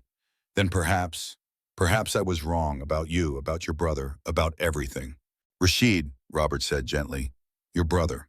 He was brave, committed, wrong but genuine. He believed, and he dated like a warrior. That's what you should remember, not the hate, the love he had for you, for his cause, for his people." "Rashid," Massoud repeated, distant, remembering. "I will see him soon. Will tell him, the American. Bull Hendricks. Had honor. After all, had courage. Had truth. Tell your son, you were warrior, true warrior." He died. Eyes open, staring at something Robert couldn't see. Perhaps nothing. Perhaps everything. Perhaps Rashid. Perhaps Allah. Perhaps just the ceiling of a warehouse in a failed state where old men killed each other for grudges that no longer mattered. Robert closed his eyes, offered a prayer. Muslim prayer, the one he'd learned in 1985 from Massoud himself. Honoring an enemy who'd become a friend, who'd become an enemy again. The circular tragedy of war. The impossible math of violence, where allies became enemies and enemies died in your arms and nothing made sense but somehow still had meaning. The SEALs found him there, sitting beside Massoud's body, bleeding, exhausted, alive. Mitchell knelt. "You crazy old bastard. You know you almost died?" "I know, but the hostages didn't. 15 people go home tonight. That counts. That matters." They extracted. Helicopters, medical treatment. Robert's wounds were superficial. Cuts, bruises, nothing compared to what could have been. The missiles were destroyed. Massoud was dead. The mission was complete. 3 weeks later, Robert stood on his ranch in Wyoming, morning sun cutting through the valley like a promise finally kept. Coffee in hand, real coffee. Not the instant military stuff. Not the burned by station version from deployments. Good coffee. Made it by David, who'd learned from Eleanor, who'd perfected it over 30 years of waiting for a husband who deployed more than he stayed home. The horses moved in the corral. Peaceful, natural, no agenda beyond eating and existing. Robert envied them sometimes. The simplicity, no wars, no missions, no guilt about past choices. Just sunrise and sunset and everything in between. David was visiting. First time since the rescue. Walking without pain now. Healed. Stronger. The doctors at Walter Reed had worked miracles. Physical therapy, surgery, the expensive medical care that came with being a SEAL. He'd earned it, earned the scars, earned the recovery, earned the life he was rebuilding. They'd spent the week fishing. Robert teaching David the spots Eleanor had shown him years ago. The quiet places where trout hid and the world felt far away. They'd caught some, released most, kept a few for dinner, cooking together, talking, making up for decades of distance one conversation at a time. "You're really done?" David asked, standing beside him on the porch. Morning ritual they'd developed. Coffee, silence. Words when needed. "I'm done. 62 is too old for combat, too old for missions, too old for pretending I'm still 25. Hayes offered another contract. Good money, important work. I declined. It's time. "What will you do?" "Live. For the first time in 40 years. Just live. No deployments. No missions. No wars. Just this. Morning coffee. Horses. You visiting when you can. Maybe get a dog. Eleanor always wanted one. I was never home enough to make it fair. Maybe now. Mom would be proud of both of us. You for knowing when to stop. Me for making it home. For not letting what happened in that cave define me." Robert looked at his son. Really looked. Saw Eleanor in his eyes. Saw strength built through adversity. Saw a man who'd survived torture and came out whole. Different but whole. She's watching somewhere, smiling, probably laughing at how long it took us to figure this out. How many years we wasted being stubborn, being too proud to say what needed saying. We're saying it now. That counts. A car approached him down the long driveway. Rental. Dust trailing. Frank and Marcus emerged. Walking better. Healing. Both had chosen the same thing. Retirement. Real retirement this time. Not the false starts and contract offers and mission creep that had characterized the last 3 years. "Heard you got horses," Frank said, grinning. Knee still wrapped but stable. "Thought we'd learn to ride since we're not shooting things anymore. Figured we need new skills, new hobbies, new ways to break bones that don't involve getting shot at." "Doc sent a message," Marcus added. "Walking without visible limp now. Youth helping recovery. He's cleared for travel, wants to visit next month. Says he'll teach us to fish properly. Whatever that means. Claims we're doing it wrong. Tactical fishing apparently isn't the same as actual fishing." They stood together on the porch. 4 men who'd been through hell, who'd survived when they shouldn't have, who'd chosen each other over and over and over across missions and countries and wars. Brotherhood built in blood, sustained through choice, continuing into whatever came next. "Coffee?" Robert offered. "Always," Frank said. They moved inside. The ranch house Eleanor had decorated. The home Robert had barely lived in.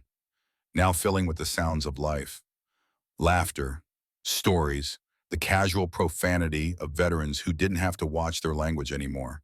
No subordinates, no formal military courtesy, just brothers being brothers. Marcus pulled out photos on his phone. His brother Joey, graduated from Paris Island, now in School of Infantry, going to be a rifleman, following in Marcus's footsteps. He wants to meet you, Marcus said to Robert. The team that rescued the SEAL says you're legends. Want to hear the stories? We're not legends, just old men who got lucky. Luck had nothing to do with it. You went into those mountains, got David out, killed Nazari, stopped Massoud, found the missiles. That's not luck. That's skill. That's brotherhood. That's everything the Corps teaches, but most people never live. Frank showed photos of his daughter, Becky, grandkids, 3 of them now, growing fast. She wants you all to come to Christmas, says the kids should meet their grandfather's friends, should hear the stories, should understand what service means. I'll come, Robert said. Meant it. Calendar was empty. First time in 40 years his calendar was actually empty. No deployments pending, no training rotations, no mission briefs, just white space. Time, the most valuable resource, finally available. The phone rang. Robert answered. Hayes, just calling to confirm. You're sure? Last chance to change your mind. There's always another mission. Always another threat. SEALs need advisors. Delta needs consultants. Always work for men with your experience. I'm sure. Let the young guys handle it. Our war is over. Let theirs begin. We'll be here. Available if truly needed, but not seeking, not volunteering, not jumping at every opportunity to prove we're still relevant. Then congratulations, Bull. You've earned it. Truly earned it. 40 years of service. More missions than I can count. You've given everything. Time to take something back. Time to live. What about you? When do you retire? Hayes laughed. Bitter. Honest.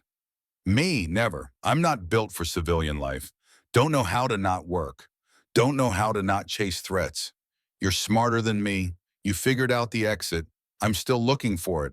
Probably will be until they force me out or I drop dead at my desk. The offer stands. You ever want to visit Wyoming? See what retirement looks like. Doors open. I'll remember that. Stay safe, Bull. Stay happy. You've earned both. The call ended. Robert looked at his team, his brothers, the men who'd followed him through everything. Hayes says hi, says we've earned retirement. I think she's jealous. She should be. Doc's voice came from the doorway.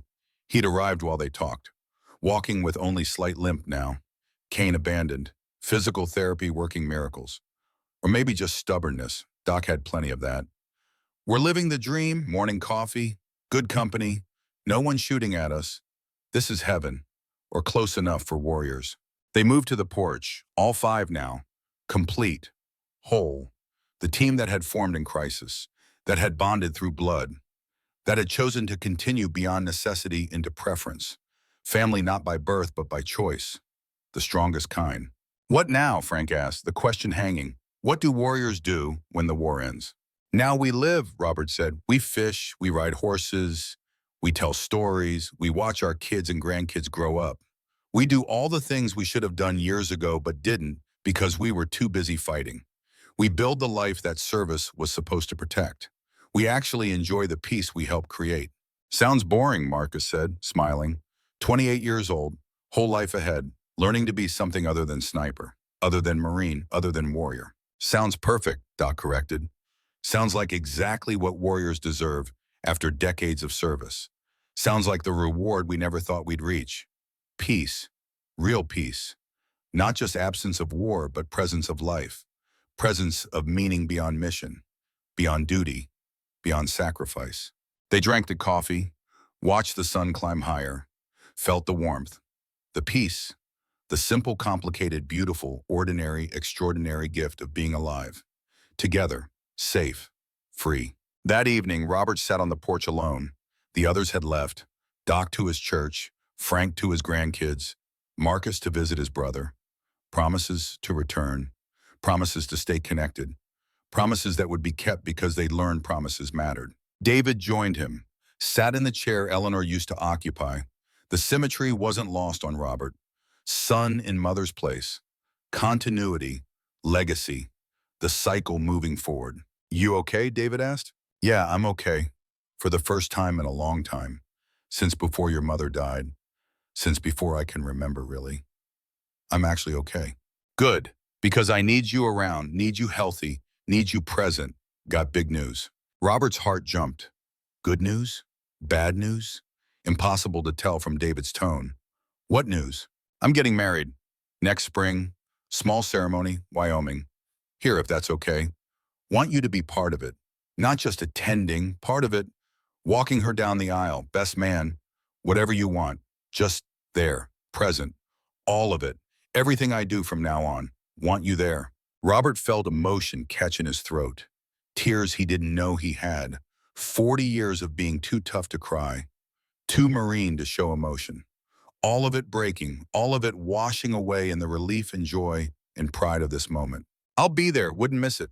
Not for anything, not for any mission, not for any contract, not for anything in the world. I promise, and I keep my promises now. No more deployments, no more excuse, just presence. Just being your father. Finally, completely. Her name is Sarah. She's a doctor, pediatrician, Walter Reed. She helped with my recovery. We started talking. One thing led to another. She knows what I do, what I've done, what I might have to do again if I stay in. She accepts it, accepts me, scars and nightmares and all the baggage. Does she know about us? About the rescue? Yeah, I told her. Told her my dad was 62 years old and flew halfway around the world with 3 other crazy old men to pull me out of a Taliban cave. She wants to meet you, wants to meet the team, wants to understand the life, the culture, the brotherhood. She sounds perfect. She is. And Dad, I'm getting out. After this deployment cycle, after my rehab is complete, I'm leaving the teams, going to take a job. Training, instruction, stateside, no more combat deployments. Sarah and I talked. We want kids, want family, want life. I can't give her that if I'm always deployed, always at war. I learned that from watching you and Mom. Learned what it costs, what it takes, and I'm choosing different. Choosing her, choosing us, choosing life. Robert felt pride swell. His son, making better choices, learning from mistakes, breaking the cycle. Your mother would be so proud. I'm so proud. You're braver than I ever was. Smarter, better. Taking the lesson I learned too late and applying it while you still have time. They sat, father and son, warrior and warrior. The cycle continuing but different, better, evolved. Each generation learning, growing, choosing more wisely than the one before. The stars appeared. Same stars that had watched over Robert in Kuwait, in Iraq, in Afghanistan, in Libya, in Yemen. Constant, eternal, indifferent to human struggle. But Robert wasn't indifferent, wasn't distant. He was here, present, alive. And for the first time since Eleanor died, since before that even, he was at peace. Behind them, lights from the house spilled onto the porch. Inside, photos on walls told the story. Robert in uniform, young, strong, ready for war. Eleanor on their wedding day, beautiful, hopeful, believing in futures that war would complicate. David in his SEAL trident, proud, following father's footsteps into similar complications. But now new photos would join them. David and Sarah's wedding, grandchildren eventually. Life beyond service, life beyond sacrifice. Life that justified all the years of fighting, all the missions, all the pain. The phone buzzed. Text from Frank. Same time next week, bring the fishing gear. Marcus wants to learn. Doc says he'll bring a Bible and a cooler. Something about baptism and beer, not sure which is which. Robert smiled. Typed back. I'll be there, count on it. And he meant it. Could keep that promise because the calendar was clear. The missions were done, the war was over. Finally, truly, completely over. Robert closed his eyes, listened to the night sounds. Wind in the valley, horses settling. Somewhere an owl called, the sounds of peace, of home, of life worth protecting, worth fighting for, worth finally living. The old warrior had finally come home. The last operator had finished his last operation. And the rest was just living. The most important mission of all. The one he'd spent 40 years enabling, but never quite experiencing. Until now, the war was over. The warriors could rest. And in the rest, in the peace, in the quiet, ordinary, extraordinary moments of existence, they found something war could never provide. Purpose beyond violence, meaning beyond mission, love beyond brotherhood. They found life, real life, the kind worth all the sacrifice, the kind that justified all the cost, the kind that made 40 years of service mean something beyond ribbons and medals and classified citations. They found home, and home finally was enough. To every veteran watching this, Robert's story might be fiction, but the weight he carries, the missed birthdays, the guilt, the brotherhood, that's real. I created this series to honor the warriors who served and the families who waited. What hit you hardest in this episode? Was it Robert's decision to go back, the father-son reunion, or maybe Doc's quiet faith? Drop a comment below. Your stories matter. Your service matters. And if you served with men like Frank, Doc, or Marcus, brothers who'd walk through hell beside you, tell us about them. Let's keep their memory alive. Next episode drops this Friday. Subscribe so you don't miss it. From one storyteller to the warriors who lived it, thank you. Your narrator.